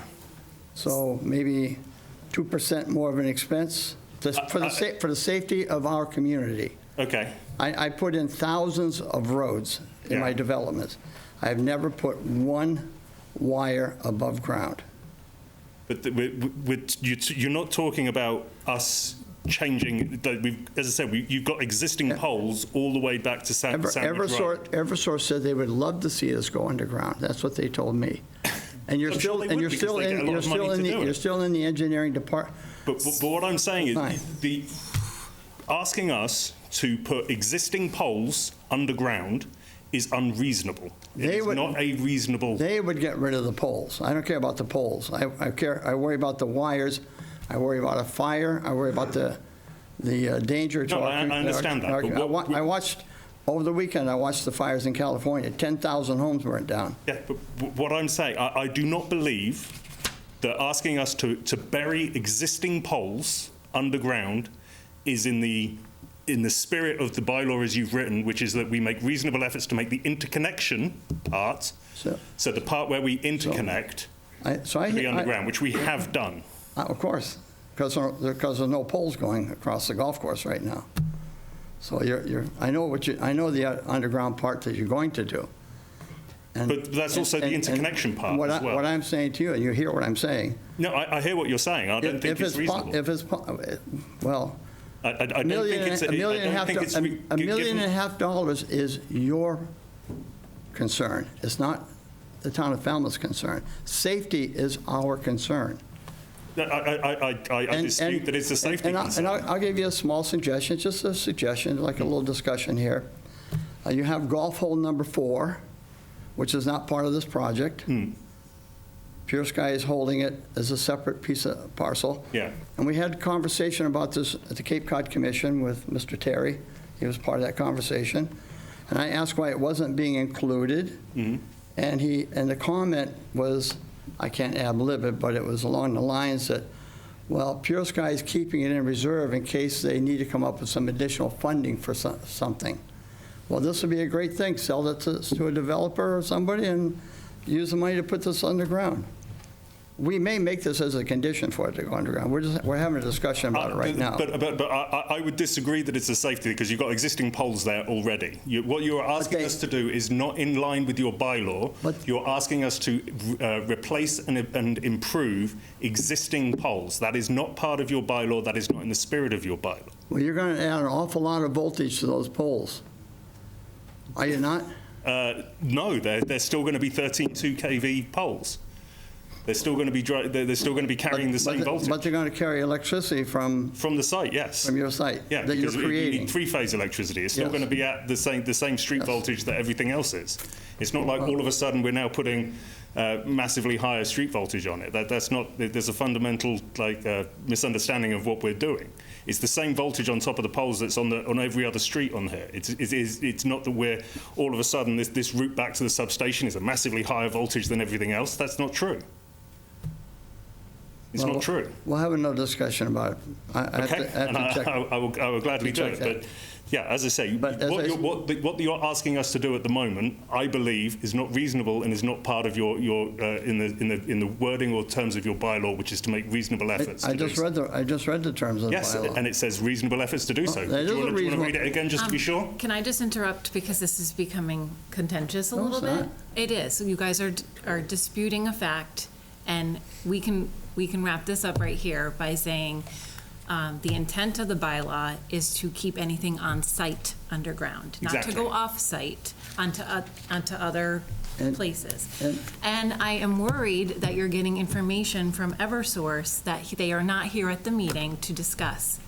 So it's a lack of substantial evidence. We don't even know if Eversource knows exactly what you're talking about, if they were thinking that it was just on the site or if they were thinking it was all the way down to Sandwich Road. So there's a due process violation right now, and you just want to be very careful because of the lack of substantial evidence right now, okay? So I wouldn't go any further with that right now. It's my suggestion. Well, we're going to address this at a future date then. Okay. And in the meantime, please talk to Eversource about what they would prefer, because they prefer to go underground. And if you don't believe... They were the ones that designed it with the above ground. Well, they designed it because you would love to have it be above ground. No, because we asked them to put the interconnection stuff.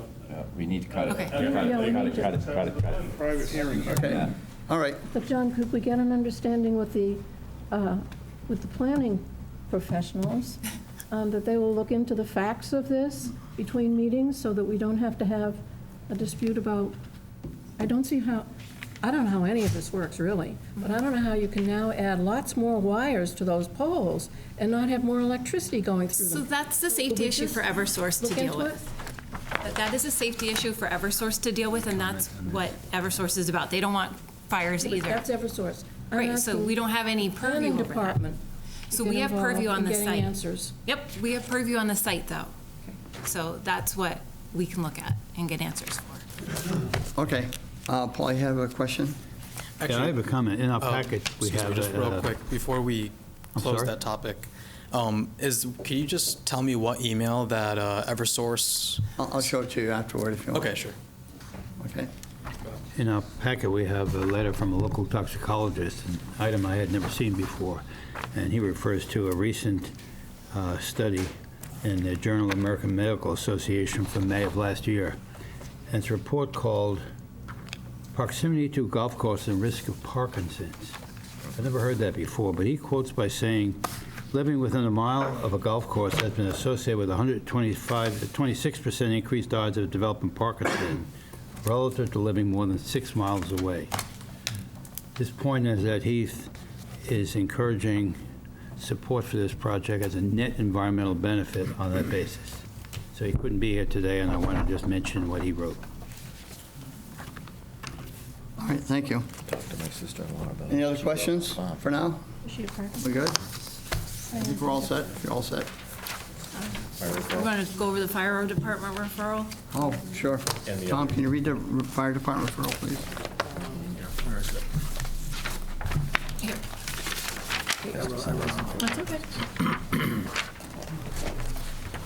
All right, Falmouth Fire Rescue Department, Fire Prevention Bureau.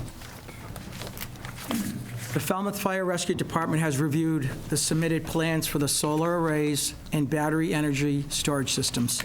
The fire department has no issues with the plans as presented. There is sufficient fire department access. The energy storage system risk mitigation strategy plan that was submitted, it covers the required elements. Applicant will submit a more thorough and equipment-specific emergency action plan for review before a building permit is granted. That's it. And then if you could just touch on the emails that we got in these four, just say who they're from, and Read the whole thing? you don't have to read them, no. Okay. We have 3 emails. I'm sorry, 4 emails. One from Jed Goldstone. Another one from Lauren Elliott. Third one from Eleanor Ling.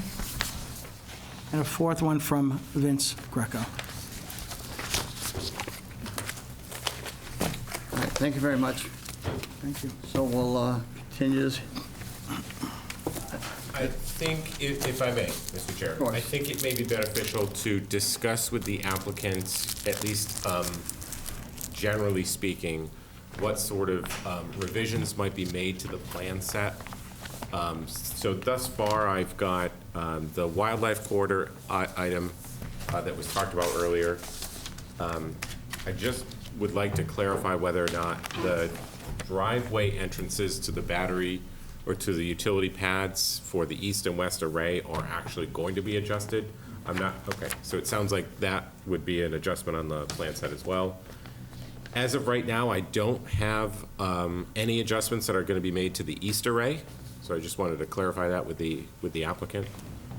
And the south array, the only thing I've heard thus far would be a potential of a walking path along the pond, as described this evening.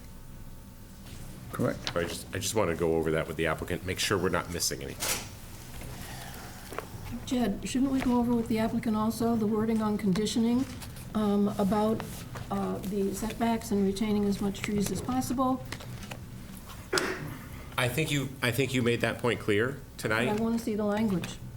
Okay, we can provide that to you for the next meeting, Thank or at you. least have a discussion about that.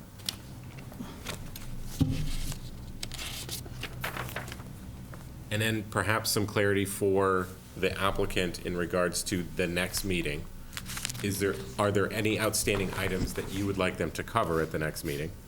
And if not, perhaps that's the meeting where we start talking about findings and conditions, if you're comfortable. John, I have one more question, and Yes, it Charlotte. deals with timing, really. What was said yesterday is that they haven't done the exact design of the array layout. That hasn't happened, so that's not finalized. And we know there are a few items were just mentioned but not finalized. So when would all that be done? What kind of timeline are we looking for?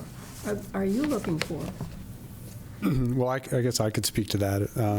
So I think we've been holding off on submitting a revised plan set as we've gone through the hearing process, so that the set that we submit next would be our proposed final set for inclusion in the approval and as one of the conditions to be constructed in conformance with that approved plan set. Mr. Cornock was talking about the changes that we've discussed throughout the course of these 3 hearings. And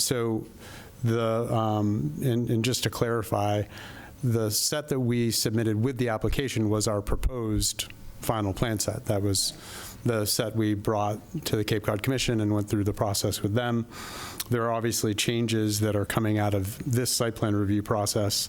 So depending on the number of changes and when the next hearing might be, we'd have to discuss internally as a group to see if schedule would allow making the revisions that we've discussed and submitting a revised and proposed final plan set for our next hearing.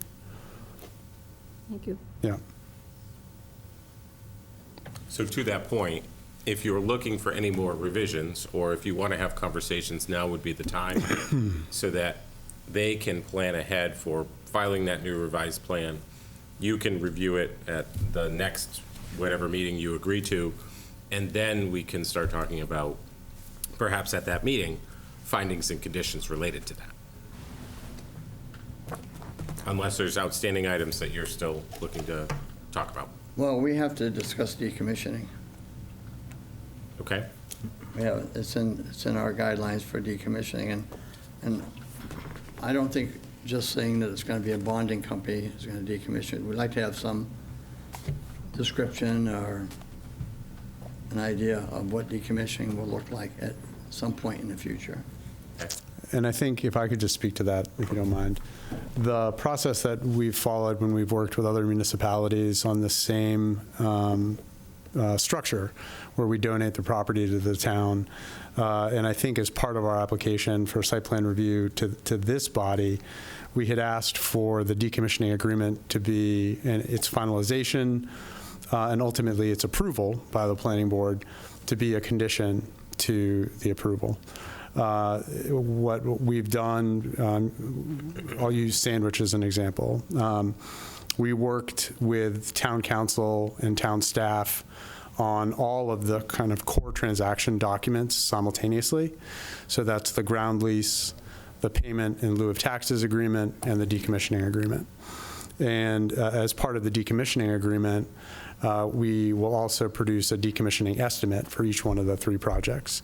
We have an existing decommissioning estimate that's part of the application package that's from last year, I believe, if not 2024, that needs to be brought forward. And it also applies to all 3 projects, so we'll need a decommissioning estimate for each project that will be attached as an exhibit to each of the 3 decommissioning agreements. So the process we've followed is to fully negotiate those documents with town council and town staff.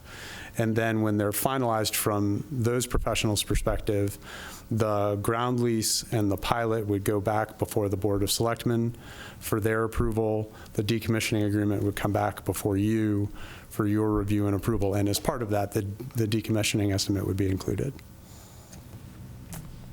Everybody good with that? So on the decommissioning, when you're working on the agreement, do you offer 3 decommissioning companies that would give some kind of an estimate today, what it would cost to decommission, or? So the applicant has a third-party service provider that produces decommissioning estimates.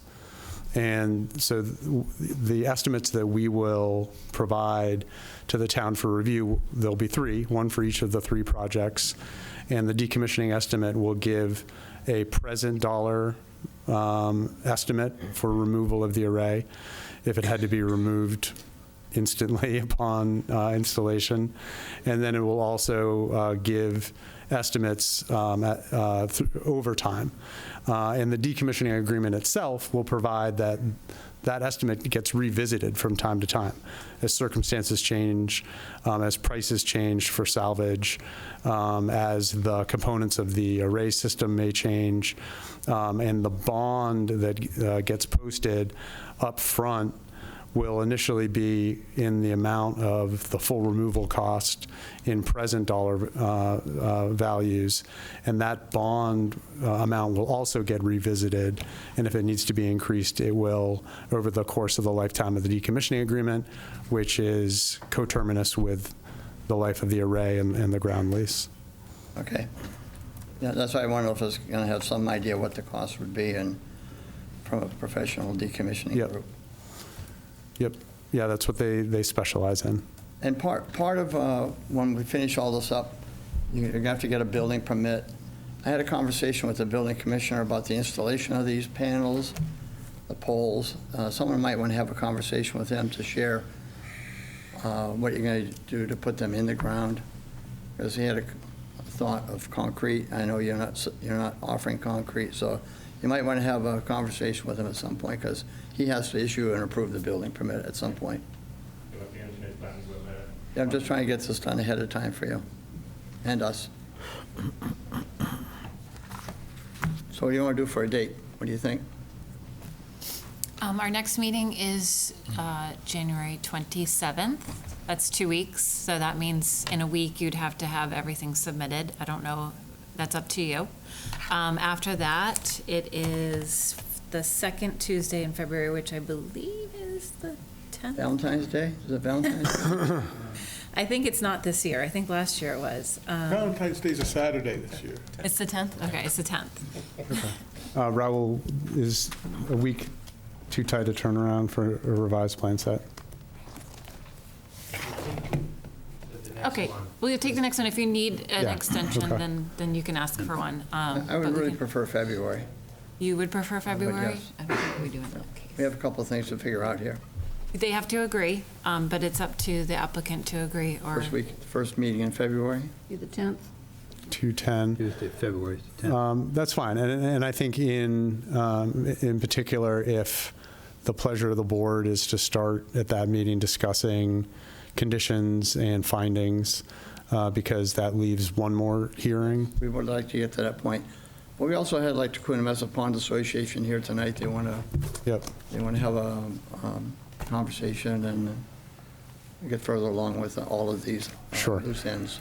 Yeah, and our hearing closure date is the second hearing in February.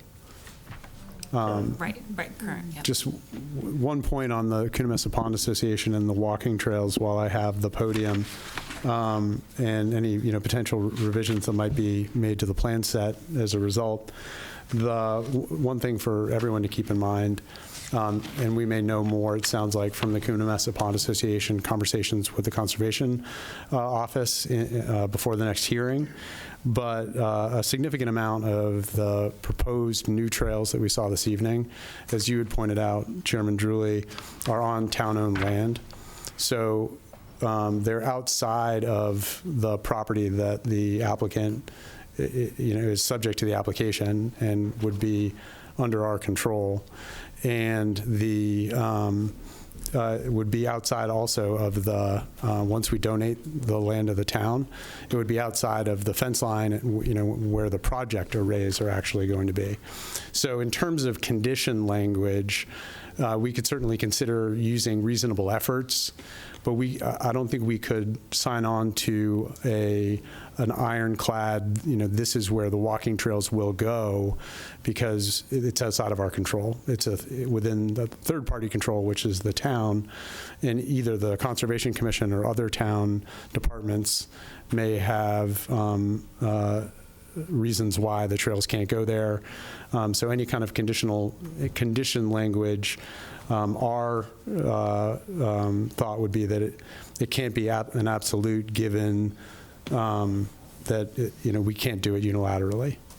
Understood, but in the meantime, they have an opportunity to talk to the commission, and you have some sort of a relationship with them, because Pure Sky's going to give them $400,000 at some point, so they have some kind of relationship already, and maybe you guys can come to terms before we come back here in 2 weeks. Okay, great, thank you. And I will, I'll give this document about Eversource documents to Melinda, and she can email it to you guys. Mm-hmm. If that's okay. I can do that. All right. Okay, thank you very much. We'll see you in a couple of weeks. Thank you.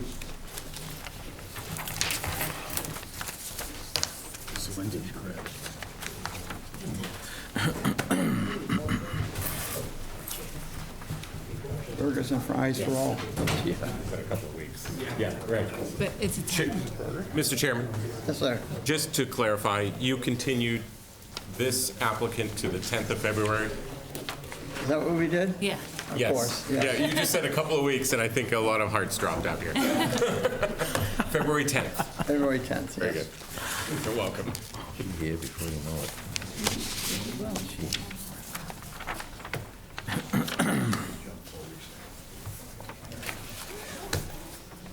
All right, well, thank you again. Next item on our agenda is applicant Fashion Foods LLC Site Plan Review application for a proposed 2,819 square foot, 36-seat Wendy's fast food restaurant with drive-through at 0 Worcester Court.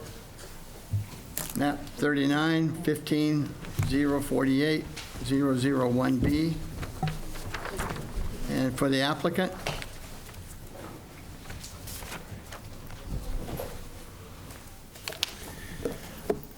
Good evening, Mr. Drewley and members of the board. I'm Bob Ament. As you know, a Falmouth attorney, and I represent the applicant, Fashion Foods, LLC.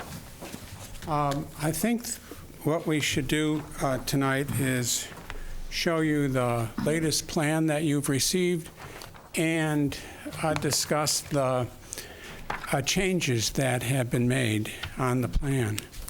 But in doing so, we also need to discuss some changes we're going to make based in part on a meeting that was held this morning at the town engineer's office with the town engineers and the planning board staff.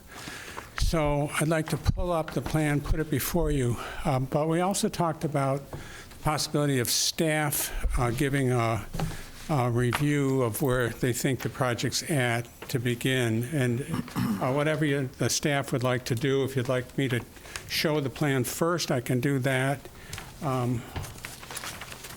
I'll take your lead, Mr. Chairman. I can just summarize, and then you can show the plan. Would you like the plan up? Sure, that'd be great. I can do that. So the applicant has proposed a few mitigation measures for traffic, both which they have agreed to fund themselves, and they would have to get traffic advisory and engineering departments approval and permits for doing so. But they include where the current stop signs are on, not Worcester Court, Spring Bars Road? Spring Bars Road. Those stop signs will now be changed to flashing LED stop signs that are solar powered, so that people see the stop sign now. And then on Worcester Court, on either side coming and to the site, speed radar signs will be, solar powered speed radar signs will be installed to hopefully get people to slow down at least a few miles per hour as they're approaching that intersection. So those were two mitigation measures that the applicant has agreed to, and it will be a condition in the decision that, that they will fund it, they will get the proper permits and go through the proper permitting process for those, and if it falls through at all, they would have to come back for a modification with the planning board. are they proposing 2 or 4 flashing lights? For Two, one where the current stop signs the are. stop sign. Yep. So it's just a two-way stop still. It wouldn't be a four-way stop. And then just one on each side, which we talked to engineering about, and they were fine with the one on each corner. The applicant has also proposed to install a stockade fence along where the loading area is on the east side of the property to mitigate from headlights that come into the property from disturbing the abutting lot, the residences. What else would we discuss? I forget.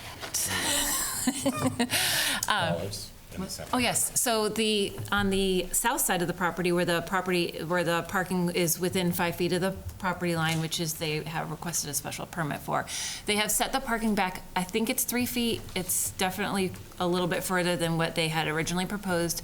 And at each space, they're going to install a steel bollard so it prevents people from driving into the next door building. They've also proposed some landscaping in the center island that was not there before, along with showing the menu plans and signs that are going to be there. We did talk briefly, and I don't know if this is still going to be an option this morning, as putting a fence around the corner of the landscaped area behind the Wendy's where people might, to defer people from walking across the path there and to go around using the sidewalk to the front of the building. To fence in that green area, is that what you're talking about? Just to fence the area closest to Spring Bars Road so that no one would, so they'll either walk up and go use the crosswalk, or they'll walk around and use the crosswalk. So they just won't cut across, they won't have access to just cut across through the parking, through the drive aisle right there, where there's not a crosswalk. And I believe the engineering department seemed I mean, obviously they have to see the plans with everything, all the other changes, but those plans so far have been fine with them, as long as they get the proper permitting steps in. Well, we have to go through the engineering. They do. They have to get a street permit, and then they have to go to the traffic advisory committee as well. Okay. Did I miss anything? Okay. Did you say The menu sign? Yeah. Thanks, I appreciate that. Thank you, Melinda. And I appreciate that the staff's been very available for conversation and to, work through some of these issues over the past weeks. So let me talk a little bit more about changes to the plan that Melinda didn't mention. The plan that you saw at your last meeting on December 9th showed a walkway leading from the corner of the property on Spring Bars Road up to this point. And we were advised that that walkway has to be handicap accessible. Even though there is a handicap, an ADA compliant walkway over to the public sidewalk, if we put in another path to the sidewalk, that path also has to be handicap accessible. And the result is that what we showed you could not be approved. It would have to have a series of back and forth ramps, which would really discourage people from using it, and would end up making the path to get to the building entrance, coming up through here and going here and across, as long or just about as long, if not longer, than the existing handicap accessible sidewalk that leads to this area along Worcester Court. So that's why that feature has been eliminated. I want to also mention that the fence to be installed along the line, it's shown here. It doesn't go all the way to the street because the purpose of it is to block headlights from cars entering the site and turning into here, headlights from affecting the residential properties to the east. So we're proposing a stockade fence extending from the trash enclosure fence. That would be the same height, 8 feet, so it would be very effective in blocking headlights from the property to the east.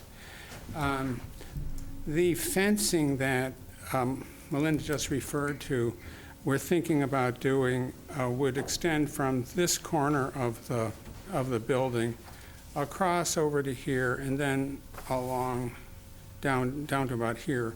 The purpose of it is to make it difficult for people to go from this corner of the property to the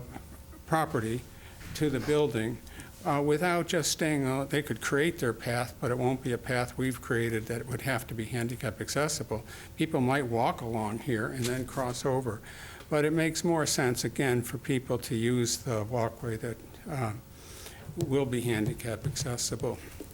And the thinking is that such a fence, probably just 4 feet high, would actually enclose a lawn area that would be pleasant for people to play on, perhaps, or be outside of the store. And that fence would also protect anybody there from the traffic of the queue.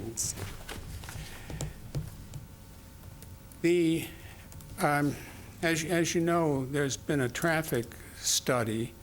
There was a traffic impact evaluation report prepared by the applicant's traffic consultant, and at considerable expense to the applicant, that was reviewed by a consultant engaged by the Zoning Board of Appeals. So and I think we've sent to the planners the peer reviewers report and also the applicant's consultant's response to that report. And the two consultants, one being the town's consultant, are talking. They have a conference scheduled for later this week to review some of the issues and how to make the intersection as safe as is possible.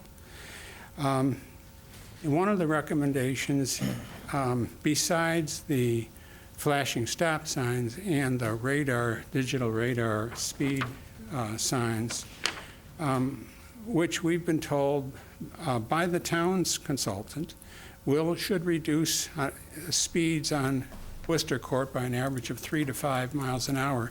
And it may not sound like much, but it actually is a pretty significant reduction. But they also would like us, if recommended, and I really would like to read the language of the consultant's report, because the town, that is the ZBA's consultants, was very favorably reviewed the work of the consultant, and I'll have a little bit more to say about that. But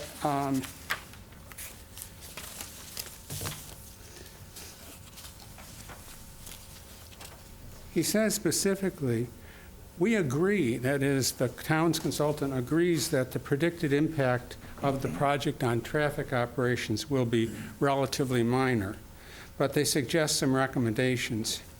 And we're responding positively to all of his recommendations. And they include reconstructing the crosswalks at the intersection so that they're all handicap accessible and meeting the Architectural Access Board requirements. That's a significant project, a significant cost, but it's recommended. Initially, we said, well, we'll contribute to it. The applicants have agreed to pay the entire cost of it so that it gets done. And the understanding is it would be a condition of your approval, and it would have to be done before occupancy of the building. So that will be an additional significant improvement of the intersection. And it's been suggested that this walkway ought to meet that handicap accessible, that handicap compliant crosswalk. So we will be adjusting this and probably eliminating the portion of the sidewalk that extends around the corner. And this was discussed today with the engineering department and with the planning staff. The engineering department is adamant that we not use the proposed French drain on our property, but at the entrance to Spring Bars Road from this exit-only driveway. And despite our thinking that that's Raul Lazardi Rivera, the engineers, thinking that that's the best solution, we're going to make further changes to this driveway in terms of slope in order to not have to have that French drain. It will change the design a bit, but we're working on that, and we'll get those plans to the planning staff and from them to the town engineer to review. So that's another change. So there are some tweaks going on with respect to the plan to try to improve it and make it the best plan that we can for the site.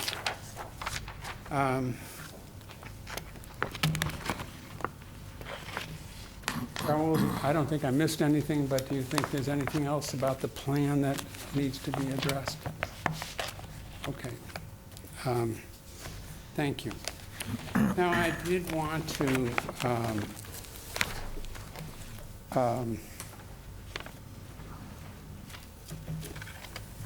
say just a bit, and I think I have here, the comments, some comments about the peer reviewers' report.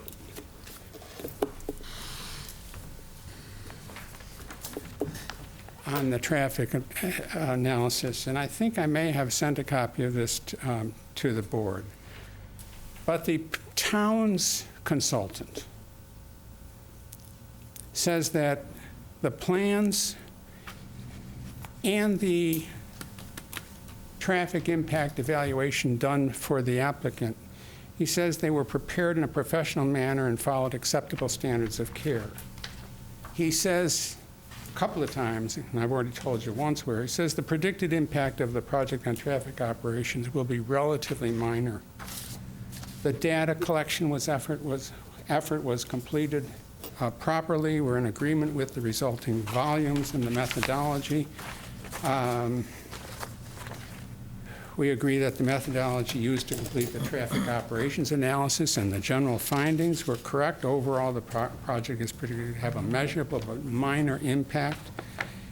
We're in agreement with the site distance evaluation and the conclusion that the available lines of sight exceed the the required minimum sight lines for safe operation of the driveways. Now, that was an issue that's been discussed at meetings, is particularly by some abutters, that there was a problem with the site distances. When I talked to the town engineer at the meeting that the town planners were at today and said that that had been a problem because of the town engineer's statement early on, he said, I didn't say that it was a problem. I said you hadn't provided the evidence that it wasn't a problem. You hadn't submitted the right plans. And the town engineer now agrees in his latest report, says, we don't have a site distance problem. And because of that, another change in the plan, which we didn't mention, I didn't mention, is that the plan before you today does not show a right turn only for that exit driveway. And the notation right over here says that it's left turn only for trucks, delivery trucks and garbage trucks. Says we want to keep those trucks out of the residential neighborhood to the east. But that there is no longer a restriction proposed for customer vehicles to only turn right. They can turn left or right, and that makes the site work better. I also want to talk a little bit about what we've done along the south property line, where the abutter had concerns about the proximity of the proposed parking. We had asked for just a 2-foot setback from the property line, not for any structures, of course, but just for the parking. And we've increased that to 3 feet. I know that building, the abutting building, is close, I guess 44 inches, we're told, a little over 3.5 feet from the property line. But we're proposing then to put parking 3 feet from that line. We could comply with the 5-foot setback. We're only asking for a reduction from 5 feet to 3 feet. And again, we're not talking about a structure near the property line. But why are we keeping it that? Because the angled parking is very important for the site. We want to provide for one-way traffic flow. And by the way, the town's consultant says that this site layout is good. He likes the one-way traffic flow, and he also specifically says that the queuing is sufficient. And that queuing just goes to here with the required spaces. And he doesn't think that is, neither consultant thinks we need more, but if there were, it wouldn't back to the road, it would simply back all this up behind parking. But again, the conclusion is we don't need more than we're showing. Okay, well, we want to have this angled parking so that if it was 90-degree parking, then people are going to back out and go the wrong way. And we don't want to, we want to make sure that that doesn't happen. If we had 90-degree parking instead of this 60-degree parking, then the spaces only need to be 18 feet deep. But the town engineer says, although we don't necessarily agree with him, that these spaces, because they're angled parking, need to be 20 feet deep. So that's why this is a better plan with the angled parking and being 3 feet from this line. We gained the 1 foot, going from 2 feet to 3 feet, by simply eliminating 1 foot of the landscaping that was available right in this area between the sidewalk and the building. And actually, another change that's coming.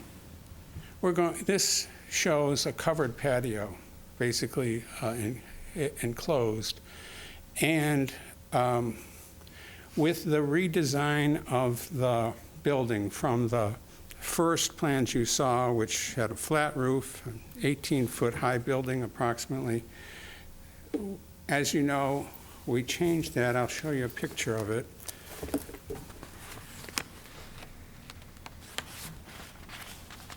Right.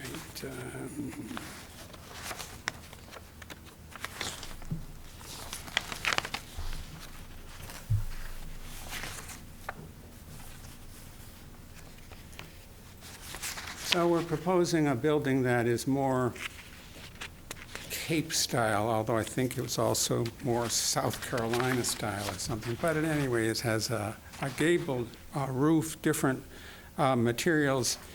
It ends up being 26 feet to the ridge.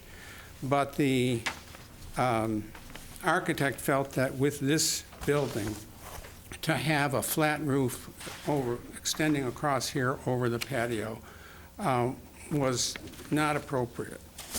So we're not going to have a covered patio. We'll simply have an uncovered patio that reduces the lot coverage from 6.9% to 5.8%. 40% is the lot coverage that's allowed by right in the B2 district, or even for a Mr. Cod project, it's 20%, but we're down to 5.8%. I'd almost finished just reading those excerpts from the town's consultant's report. But he says also, we agree the drive-through is appropriately designed, located to accommodate the expected vehicle queue. We agree the proposed parking should be sufficient, and he notes that the Institute of Traffic Engineers' peak parking demands for a fast food restaurant of this size would range from 21 to 29 parking spaces. Now, we're showing 39 parking spaces. He says 21 to 29 would be sufficient at the peak hours. So I would repeat that the consultant engaged by the town in advising the Zoning Board of Appeals has really given a very positive review. He's had some recommendations. We're responding to them. The experts are going to talk, and there'll be some further filing done, at least by the town's engineer.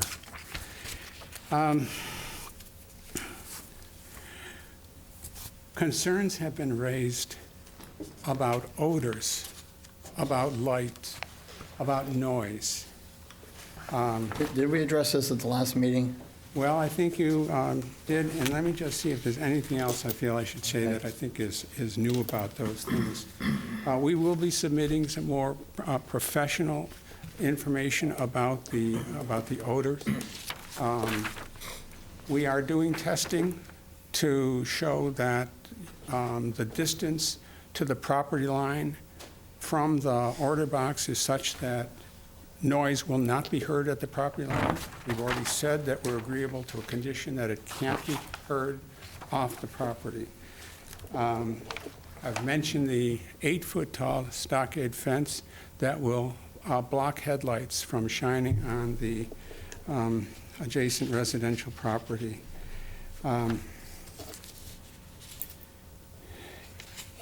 We will endeavor to have the same trash company that empties the trash for the adjacent apartments take care of the trash at the Wendy's, and they can coordinate the time so that they go to one and then to the next. Whatever works for the apartments can work for Wendy's as far as the timing. The trash is only emptied twice a week. It takes 5 minutes. In the summer, sometimes it's 3 times a week. As far as delivery trucks, I don't think we're going to condition Say again? how many times you get picked up. We're not going to condition how many times you get picked up a week for your rubbish, so. well, it's important information for you to know that if there are concerns about noise, it's very, very temporary, and it's probably no different than the noise from the much closer trash pickup that's at the adjacent apartments.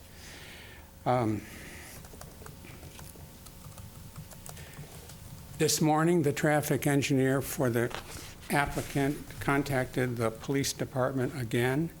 A couple of at previous meetings, I reported to you that the police said that there had been but a single accident reported at that intersection in the first 10 months of 2025 since the flashing beacon was installed. That compares to 5 or 6 accidents reported annually in preceding 5 or 6 years. Today, the police department told Randy Hart that there was still, in all of 2025, and I think just that one incident. So those that flashing beacon seems to be quite helpful. And we're going to do more with flashing stop signs and the speed signs. Also, we will be installing at appropriate locations the signs, the yellow signs that are a warning of crosswalks. That between Dillingham Avenue and Main Street, there are 7 of those signs, I think we counted. So they're pretty noticeable, and we're going to do that as well. All of those improvements are to be at the expense of the applicant and installed prior to occupancy.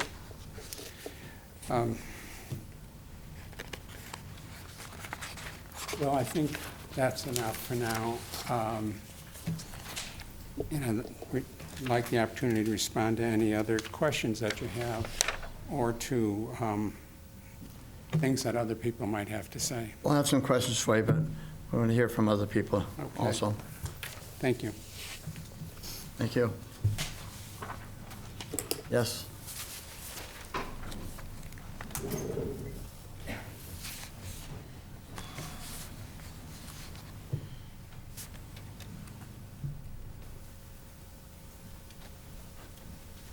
Good evening, Mr. Chair and rest of the board. Linda Clark, President of Falmouth Housing Corporation, who owns and manages Little Pond Place, the abutting 40 residential unit project. I think that there have been some great improvements since the last time we met, although I do have some concerns. I did attend the ZBA meeting last week, and the peer reviewer, I did ask many questions of him. He did not consider the driveway of Little Pond Place in relation to the Spring Bars Road exit. He did not even consider that driveway. He said he was going to take a look at it. We have 32 vehicles on the site that come and go. So I think it's another driveway right beside it can be troublesome. He also said he would take a look at the exit and entrance to the plaza, which I said is directly across, and he said, well, it's not directly, it's a little off, but it's pretty much right across from the Worcester Court entrance exit. So you're gonna have cars coming and going across Worcester Court. As I said, I think I said that at the last board meeting, I am on and off that site 4 or 5 times a week. and I see what happens in the intersection and the general location of the neighborhood. The drive-through speaker, Mr. Ahmed indicates that you're not going to hear it. I don't know how you not hear a speaker. I don't know. That's possible, I guess. Also speaking, at the ZBA hearing, 120 to 140 additional vehicles will travel through that area to visit the Wendy's daily. Seems like a lot of cars to me. It's already a dangerous intersection. Adding 120 to 140, I did not ask the question, and maybe Attorney Ahmed can answer it. Is that peaks, is that seasonal? Is that in December or January, August, or do we know what the calculations are? That could be double in the summer. We'll let him address that when he gets back up. Okay. Thank you. Delivery trucks. It was mentioned that the delivery trucks and trash trucks, big vehicles, will be coming on and off the site when the establishment is closed. Well, that means the middle of the night or early in the morning, based on the hours. So that's a concern, is noise with tractor trailers and trash trucks in the middle of the night. I'm assuming they open at 6 or 7 in the morning. They close at 12 or 1 in the morning. That leaves us with trucks with quite a bit of noise in the middle of the night. The elevation at the now right and left turn onto Spring Bars Road, there were a lot of questions with the steep exit coming down, and I think Attorney Ahmed said they may address that. I'm not sure if they're going to, it's pretty, the elevation's pretty, I don't know, is it 4, 6 feet anyway? That's all I have. Those are my comments as of right now. The hearing's going to be continued again. I will be in attendance, but I have to go. I have a 7-year-old I have to get to. Thank you so much. Thank you. Anybody else?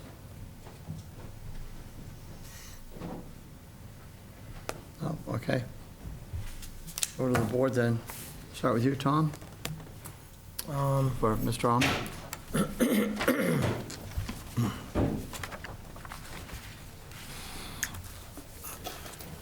So I agree with the angled parking to prevent drivers from traveling in the wrong direction. I think that's, I like that. Total of 18 parking spaces along that border where that building is. 12 parking spaces have 12 bollards. Are the bollards about 9 feet apart? Do you know? Well, The bollards remember, themselves.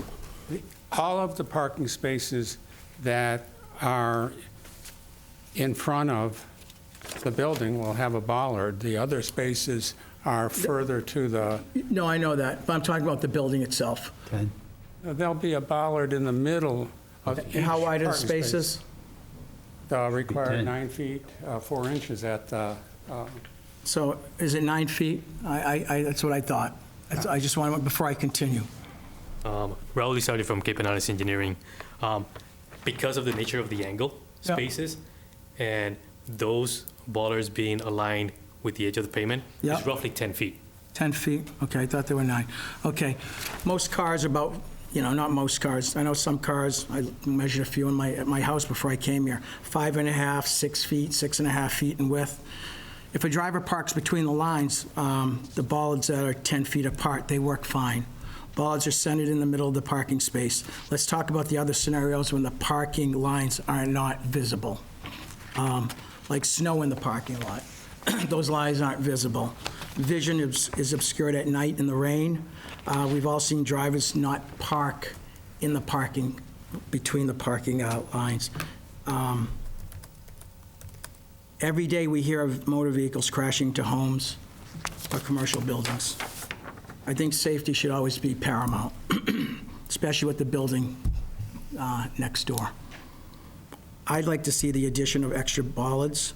I think that would be a great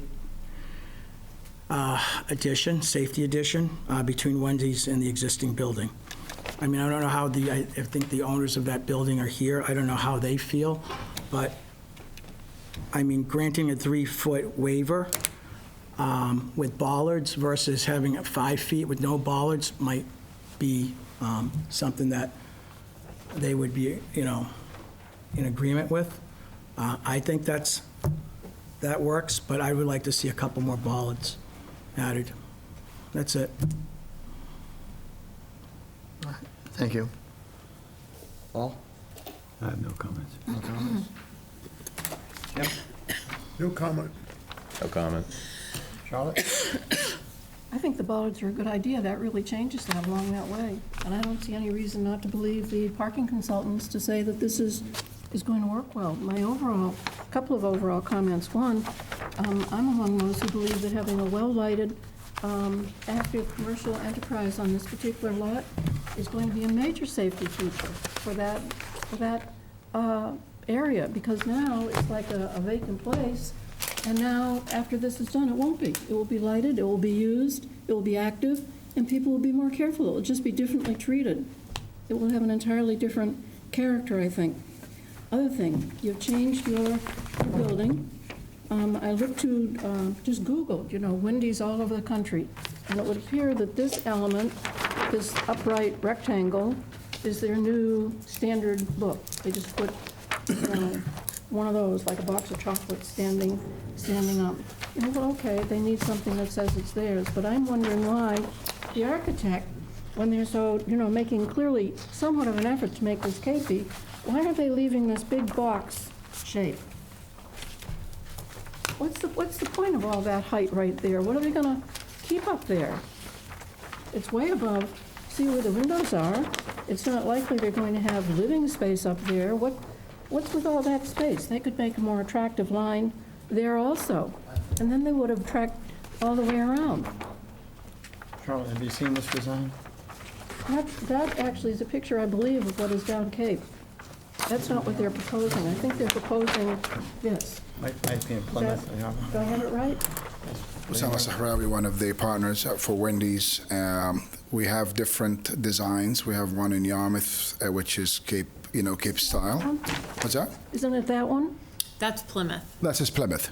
Yeah. Yeah, this is in Plymouth. Yeah. In the back of that building is the mechanicals, all the mechanicals in the rooftop. This is why you hide everything, so you don't see any mechanicals on top of the building. So you see that wall there in the back is high a little bit to cover all the mechanicals, which is the air conditioning and the heat, the heat. So, but you do the gable above the dining room, right, and in the back at the kitchen, you have the mechanicals there sitting and hiding behind that wall there. So. And there's no way to improve that profile? To put like slate, to put something different? No, not different siding, a different form. You've changed the form from one elevation here now. It has a sloped roof, it has, eyelets and so forth, and you've got a gable here, but here you're keeping a big box look. This is going to be in the back of the building that is going to be, you have to have room to hide all the mechanicals in the building, so, in a flat roof. So if you want to either show the flat roof, like I have in Orleans, is showing the flat roof, we're trying to hide those so nobody can see any of the mechanicals on top of the building. But if there is any way to beautify it, we can look into it, yeah. You could maybe think about it. Also, the landscaping plan has really improved a lot. It's nice. Yeah, we added that big area there in the back, and we added some landscaping to it because it was wide open area. But now we're adding the fence to it as well, so. Yeah, it looks good. I think it will work better. The only place where it might be a problem, I think it was a good decision to think that people would be able to come out here and go either way, the customers. But when they go out this way, depending on what's all in here, if this could be like an open area on your land, which you can control, but I don't think the housing people would have to cooperate to keep that open so that you would really be able to see who's coming. Yeah, Raul decided for Cape Cod Engineering. That section is the section that currently has the utility pole and guy, and that's currently grass. And nothing is proposed. It's going to be open, and we need it to be open for sight distance. Right. Okay. And if I can touch back a little bit on a prior comment, if we were to introduce a bollard every 5 feet, at that point, we'll scratch the idea of bollards, and we'll just install a timber guardrail. Because every 5 feet, at that point, you're building a trench and placing steel bollards in a trench. And at that point, we just convert to a solid guardrails, which we have all over town, those timber guardrails, and that provides a continuous buffer along the entire stretch of those 12 parking spaces. For me, I mean, it's the owner of the building. Are they here? I'd like to hear eventually, you know, when it's time for them to talk. They're here. Yeah. What they feel it protects them. All right. I'm prepared to accept this. You all set? Mm-hmm. Bob? I'm all set. Any questions or comments? No. You guys like this design any better? Is it being offered to us as an option? We can discuss it with them. You know, I think they've worked out a real good thing having the crosswalk connected to the other crosswalk, and especially the enhancements of the crosswalk. They're going to have those pads so that, you know, people will feel their way around to bring them up to the highest standards. So I think they've really done a lot. They have. And, you know, we got to be reasonable about, take a look at the other sites we've approved. This is pretty good. There are a couple things that I just want to make sure you touch on before, is that we did get another, besides Linda Clark, she just submitted a letter, but she kind of summarized it. We did get another email that's in your packets. I just wanted to make you aware of that. And we need, the applicant has an email requesting the decision deadline to be extended to January 28th, because it was expired on December 30th. Oh. So you guys would need to approve that. All right, thank you. And one last thing, if you want, while we're at this meeting, we can go over some of the conditions that we would most likely put into the decision that aren't otherwise, besides the standard conditions, like extra conditions. And also, I wanted to touch upon, I don't know if it's time for the parking, the site special permit, I mean. We haven't technically opened the special permit hearing, so I will wait until you actually open that hearing. But I thought we were doing simultaneously. I thought we mentioned that at the last meeting. I don't think it was actually opened, like, specifically. I think it was just now. I think you just read the site plan review. Well, you mentioned it last meeting. I know we said we're going to do them simultaneously, and I thought that's what we were doing. I didn't hear the change. Procedurally, Melinda's right. Procedurally, you'd want to go to the next item and officially open the hearing again, because you've continued it to this date, and then have that discussion with the applicant We about. can still do that right now. We're not going to lose any more time. I think you're fine to just indicate that the hearing is officially open for the parking, because that is a special permit. We've been talking about it. Yep. Correct. And you're down a member, and it's a special permit, so you need a supermajority. So I just wanted to know if any of you had any issues with the parking as proposed, to definitely bring them up, because you will need a supermajority to pass that special permit for the parking within Is that 5 feet of the 5? property line and the front yard. Is that 5? Mm-hmm. All right, so we have opened the hearing for the special permit. Supermajority, I thought it was. Oh, 5. Sorry. I thought you meant feet from the property. No. Sorry. Yeah. So we need a motion to continue the site plan review to January 28th today? That's just to extend the deadline decision to January Right, 28th. Okay, to extend. For the site plan review only. Okay, so I'll make that motion. Well, so we had a little more discussion here first. But Okay, I thought we were going to move on to the next thing. We're talking about it simultaneously. Okay. And this is just, the motion that Melinda is requesting is not to close the hearing, it's simply to extend the Extend it. time period which we've agreed to for your decision to be made. Right, that's what I was motioning. John, would it be inappropriate to request a draft of a positive opinion for the next meeting? We can have that. in line with that, that's why I just wanted to discuss some of the conditions that would be presented in those motions, so that the applicant is aware of the special conditions rather than just the standard ones. They've Well, proposed before all we, the special before we conditions. discuss those, we have a letter that hasn't been read yet, which I don't see in my packet. Okay. It's an email, and it's from Eleanor. It's at the very Two-point end. type. It's in two-point type. Thank you. Okay, maybe that's why I didn't see it. Wow, small. You want to, here, is this it? No, that's not it. This letter was in the package Yeah. that we sent? Yes. Yes. Okay, I've Right seen here. it. We have them all. I read everything in the package. Yep, so I just wanted you to be aware of that. Yep. Okay, good to know? Okay. It's up to the chair. It's up to the chair if you want to Wait a read it. second. I thought we weren't going to read all these letters all the time. We didn't read them in the last hearing. There's a bunch of letters we acknowledged them in the package, we all read them. It's up to the board. Okay, we could read letters all day long if we Tom, can you give us the person's didn't used to name do that. and whether they're in support or that'd be not anything. support? I got rid of it.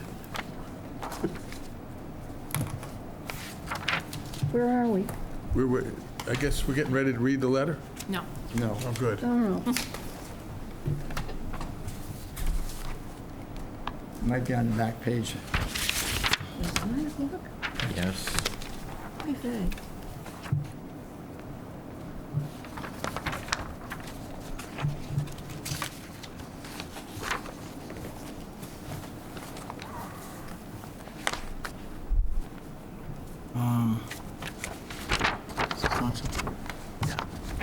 So this letter is not in support of Wendy's, and it's from, Just a moment. John, didn't we decide we don't have to read all the letters? He's not going to read the letter. Oh, I'm just going to summarize it. And it's from Lilia Franton. Not in support. Not in support. Okay. All right. So, no other questions? Okay, I have a question regarding the parking and the bollards. Are there going to be 10 spaces that have a bollard? Bollard. Bollard, okay. Bollocks is something I'd else. need to count again. I I'd believe need to 12. count again, but it's all of the spaces that approach the building. And what Raul has suggested that if we want to increase the barrier, we'll just have a, very solid I understand that. wall or a railing all across those 10 spaces. They're proposed to go in the middle of each of these parking spaces? No, we will have a continuous, They're just saying approximately they're going to get rid of it now and they're going to put a 90-foot-long bumper. barrier. Wait, Jim. Well, that's what he said. We'll have a continuous 90-foot-long barrier, 3 feet or so above the ground. That's not what's been proposed, though.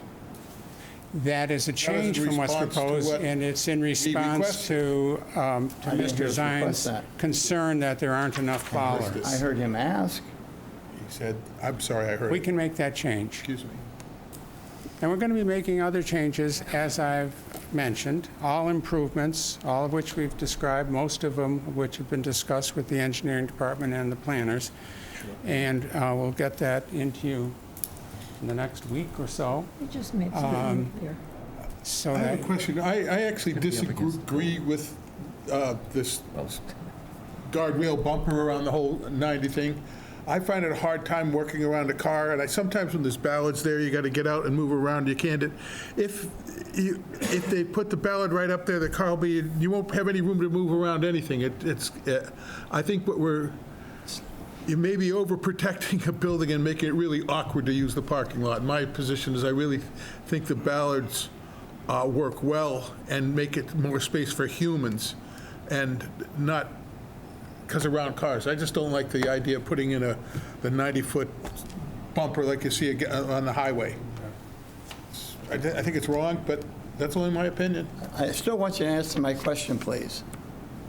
The original proposal was for bollards. the proposal shown on this plan shows. But I can't see it on that plan. Are they going to be on 10 parking spaces, 12 parking spaces? Are they going to be in the middle? We'll indicate where they are on the plan. So am I. This is nuts. See him? So we have, Raul Lizardi from Cape Cod Holdings Engineering. We have these 12 proposed parking spaces angled facing the adjacent building.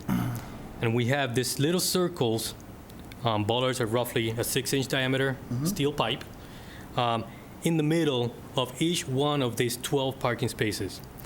But if the concern is that this 10-foot gap still provides the ability for somebody to drive in between two of these bollards, instead of putting a bollard every 5 feet, at that point, it makes sense to completely change the idea from bollards to guardrail.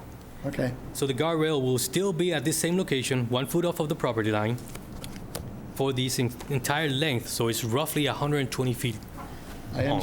I understand that. And it's a guardrail. And the guardrail has specific requirements. The top of the guardrail has to be 30 inches off the ground. If we use a 10-inch beam for the guardrail, the bottom of the beam will be 8 inches below that, 30 inches, and so forth. All right, thank you. So, Mr. Almond, my question is, if we use the bollard system, can you make the parking spaces 19 feet in depth instead of 20? And No, can't do it. neither. The bollards are proposed to be located within the 3 feet that's between the parking spaces, which Okay. are extra long, as you're suggesting, which, by the way, we don't think is required by the bylaw, but the the town engineer does. And the bollards would be, or the railing, would be between the parking spaces, which are generous, Okay. and the property line. All right, you answered my question. Thank you. So I think we have to take a vote on bollards or guardrail? You have to decide, yeah, Okay. which one you'd prefer. Everybody understand what the proposal is, both proposals? Mm-hmm. All right, so anybody that's in favor of the guardrail system, say aye. Aye. I'm sorry, Tom. It's okay. Just looking to protect. So bollards every 10 feet. Anybody? Yes. As proposed, yeah. Anybody in support of everybody in support of the bollards? Aye. Okay, so we'll do the How about a bollards. black chain link fence? This is a design issue. Well, it's a safety issue too, that's why I was trying to. Design issue. That's what I was trying to get to. Safety issue. All right, so we're all set with that, thank you. I just have a couple of comments, which I'd like to make. First of all, it is not true that the town's traffic engineer did not consider the driveway for the adjacent apartments. In fact, that issue specifically came up, and he said that the 60 feet separation between those two driveways is sufficient.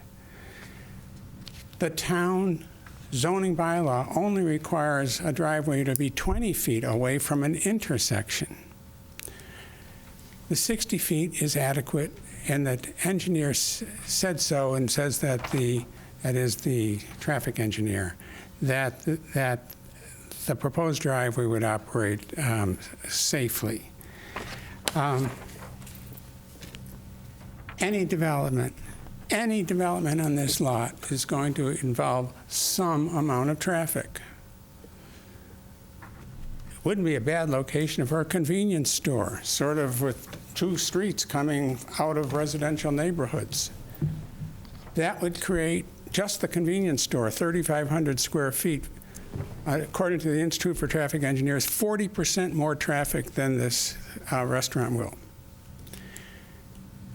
And 20% lot coverage, which is half of what's allowed by right, would allow for another 4,700 square feet of development. And if one did a Mr. Cod project, you could have 20 apartments on the second and third floor of this building. And the traffic would be twice the traffic that's potentially generated by this project. It just seems pretty hard to me to argue about the traffic issues when the town's consultant agrees with the applicant's consultant. As far as delivery trucks and as far as garbage trucks, the owner the operator has a lot of control over when those come. We've offered to have them at the same time as the trucks come to the apartments. And that can be in the middle of the day because they're not there for very long. One question that's been raised is whether the trucks idle while they're there. Maybe the garbage truck does for the 5 minutes it's working. But the delivery trucks, and by the way, the garbage is picked up twice a week. In the summer, it may be 3 times a week. That's all, for a few minutes. Delivery trucks, I believe it's 4 times a week. Is that right? 3 times a week. I think 3 or 4? I think we're pretty much all set. Yeah. Okay. Yeah, let's move on. Thank you. Thank you. Just wanted to be sure. Okay. Oh, we're good. Thank you.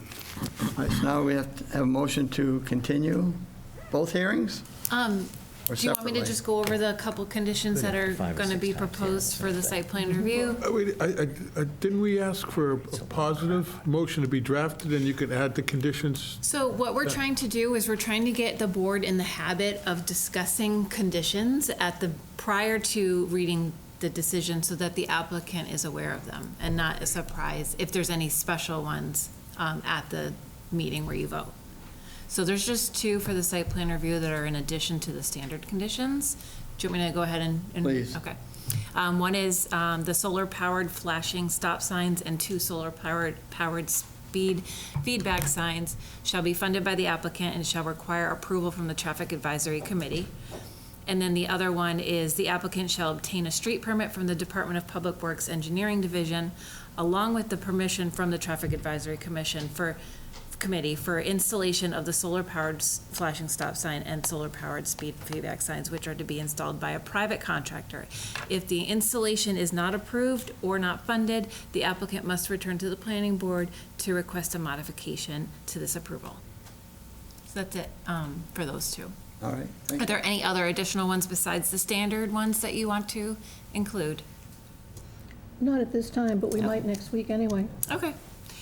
So that's it. So you just need to make a vote to continue the special permit hearing to the next meeting. I move we continue the special permit to next week, next hearing. Okay, Second. all in Date cer- favor? Date certain, which is the 27th. Just make sure we see the 27th. 27th. We'll have draft motions ready for you at that meeting.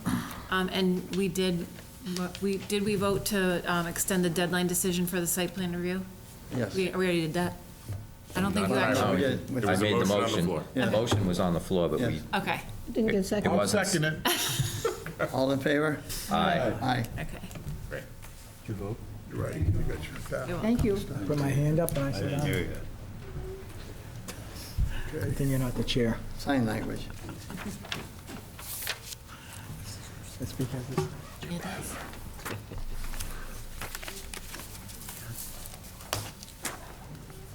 All right, thank you all. We have planning board discussion items. You're all welcome to stay if you'd like. Give them the charging fees.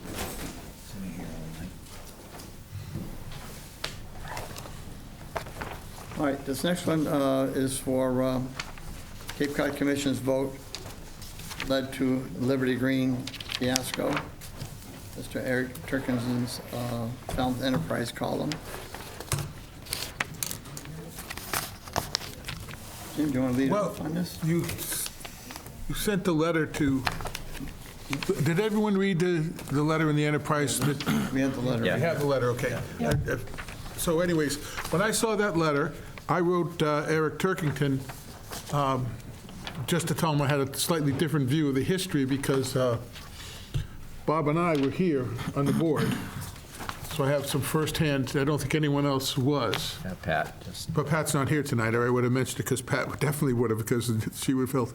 So I have slightly different memories of the approval process of the proposed development. As I recall, the planning board held hearings and discussions for the proposal with the Cape Cod Commission. We had them at the Herman Center, the Herman Room. I even remember when they were.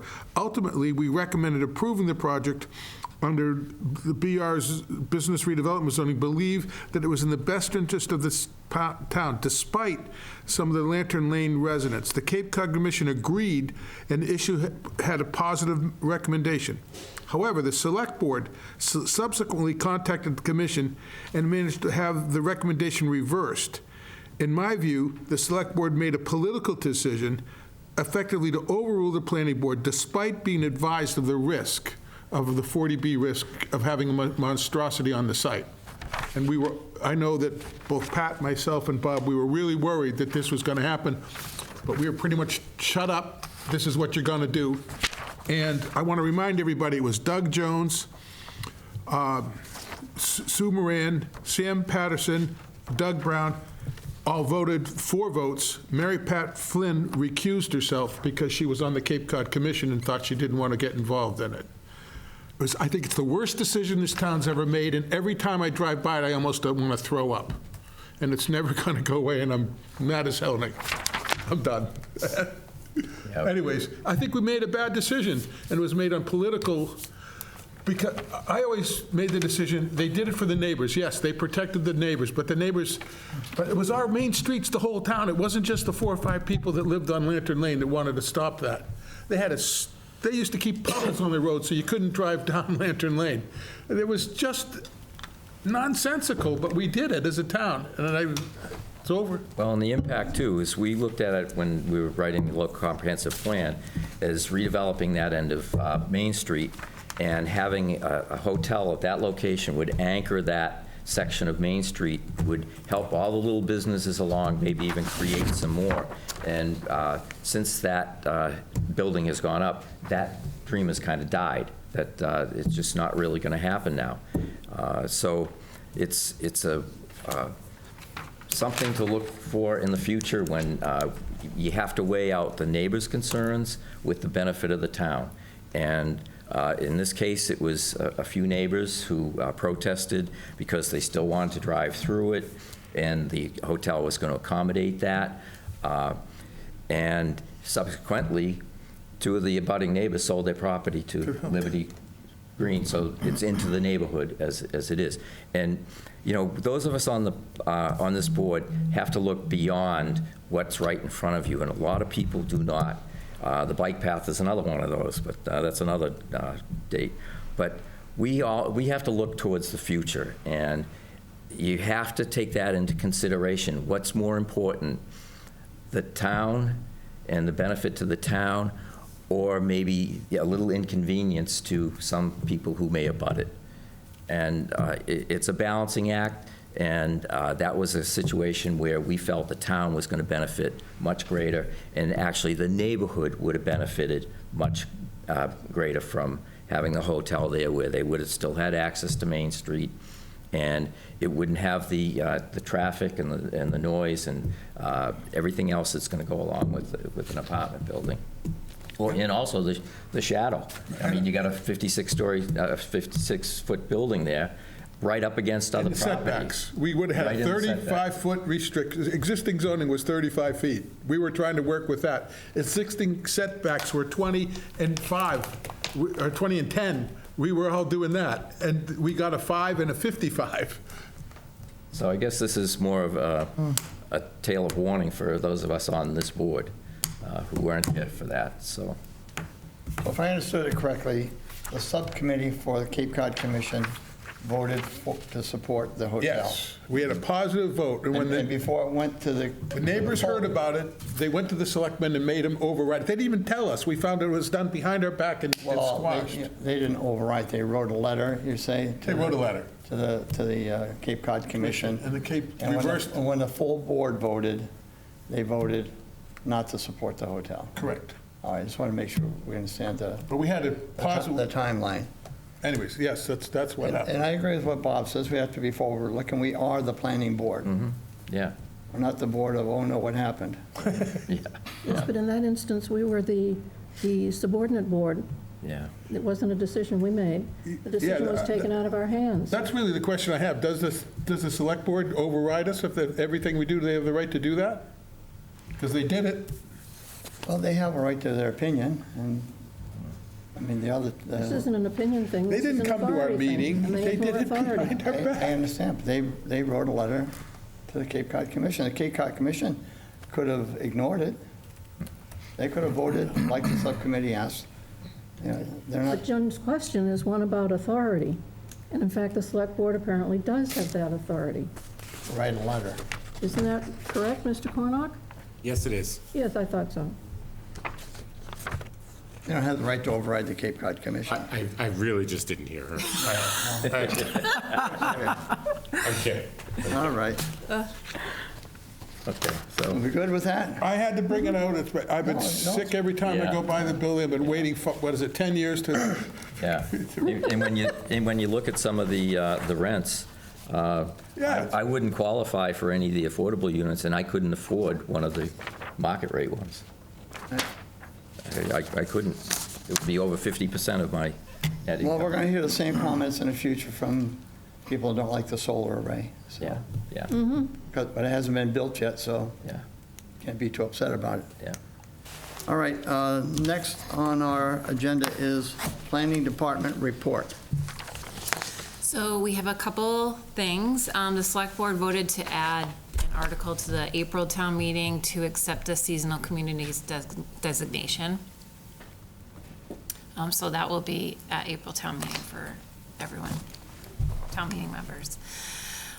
So we need to discuss zoning changes for the November town meeting, which seems far away, but it comes up quickly.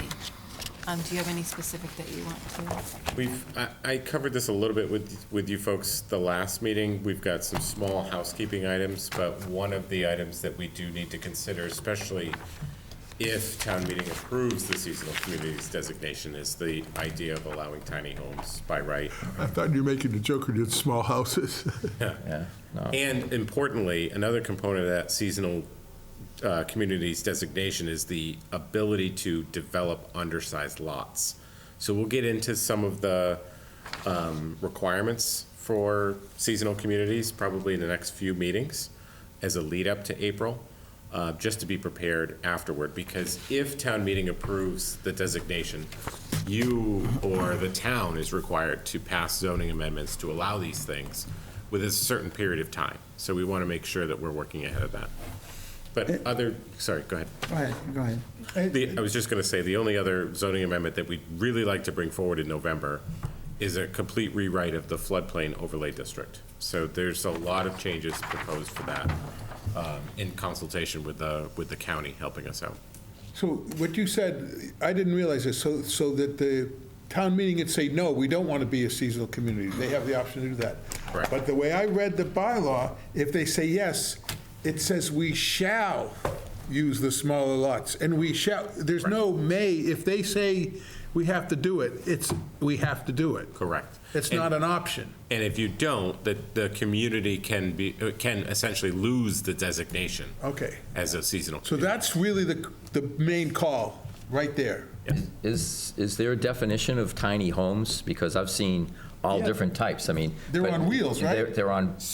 So importantly, we won't get too off track because we are going to talk about this down the road, but there are two definitions in the draft regulations currently.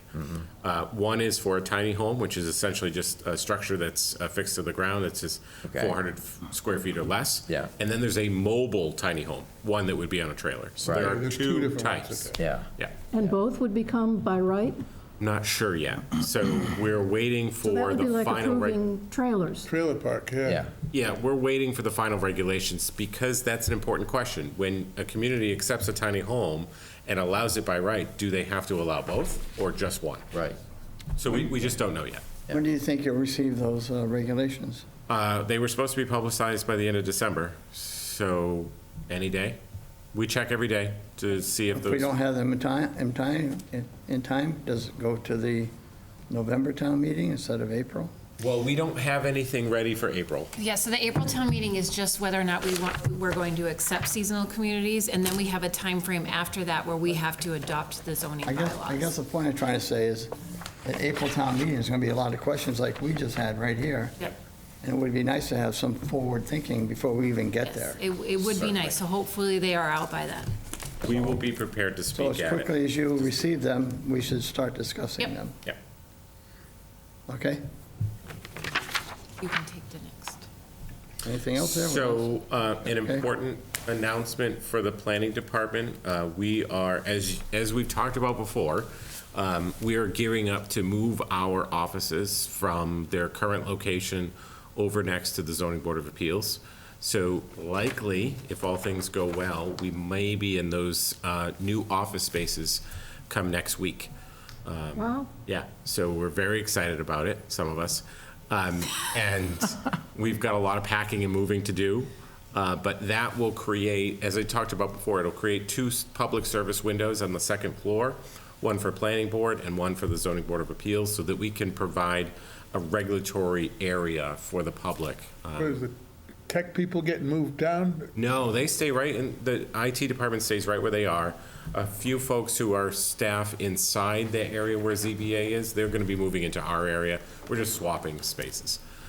So we're very excited about that. And in addition to that, as you know, we brought forward a scanning capital request. So we want to scan all of our documents and put them all on, digital repository.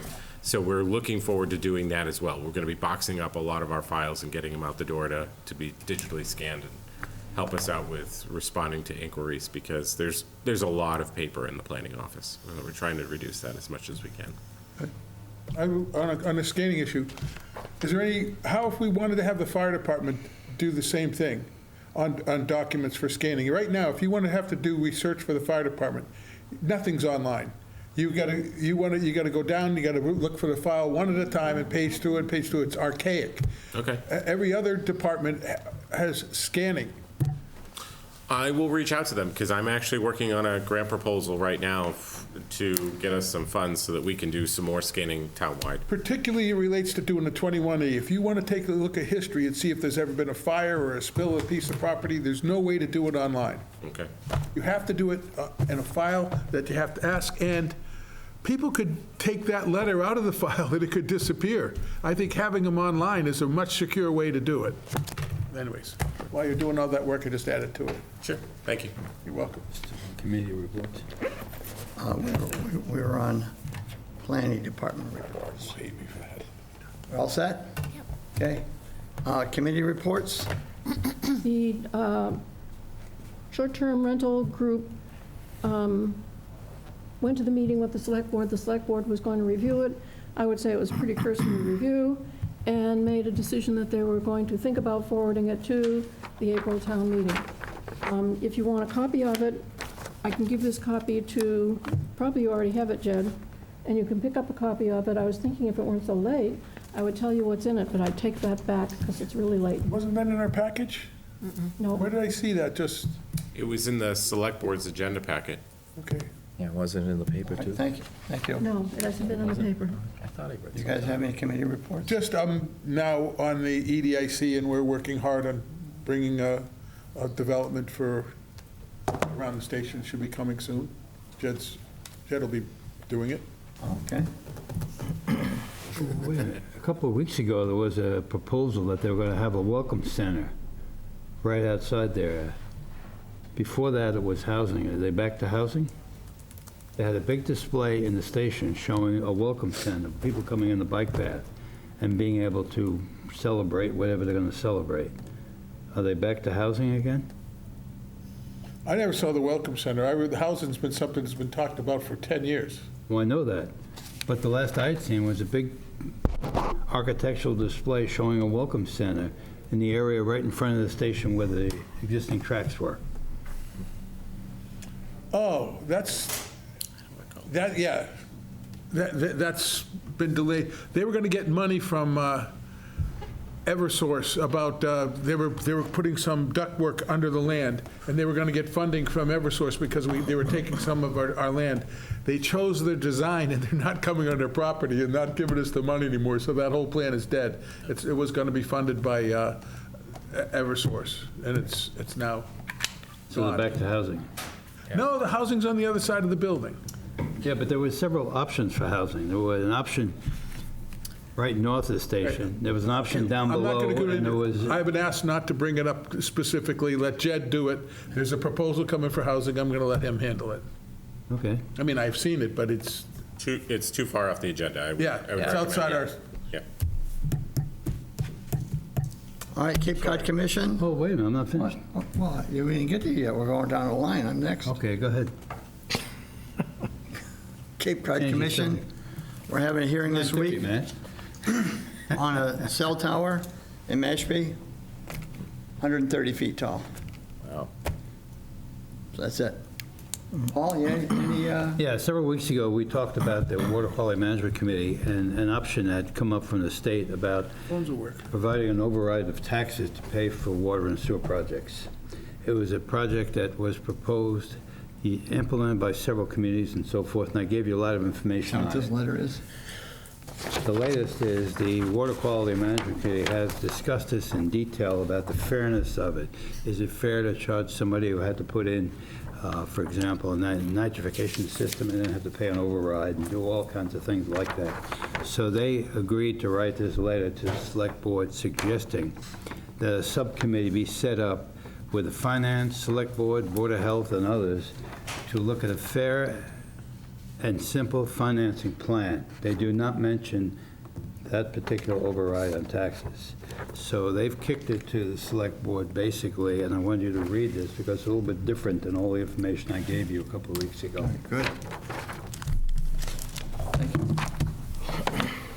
Anything else, Paul? No. Tom? No, I'll have something for the next meeting. Next meeting? Yep, nothing this meeting. Okay. Staff, you all set? You got a motion, please? Motion to adjourn. Second? All in favor? Aye. Aye.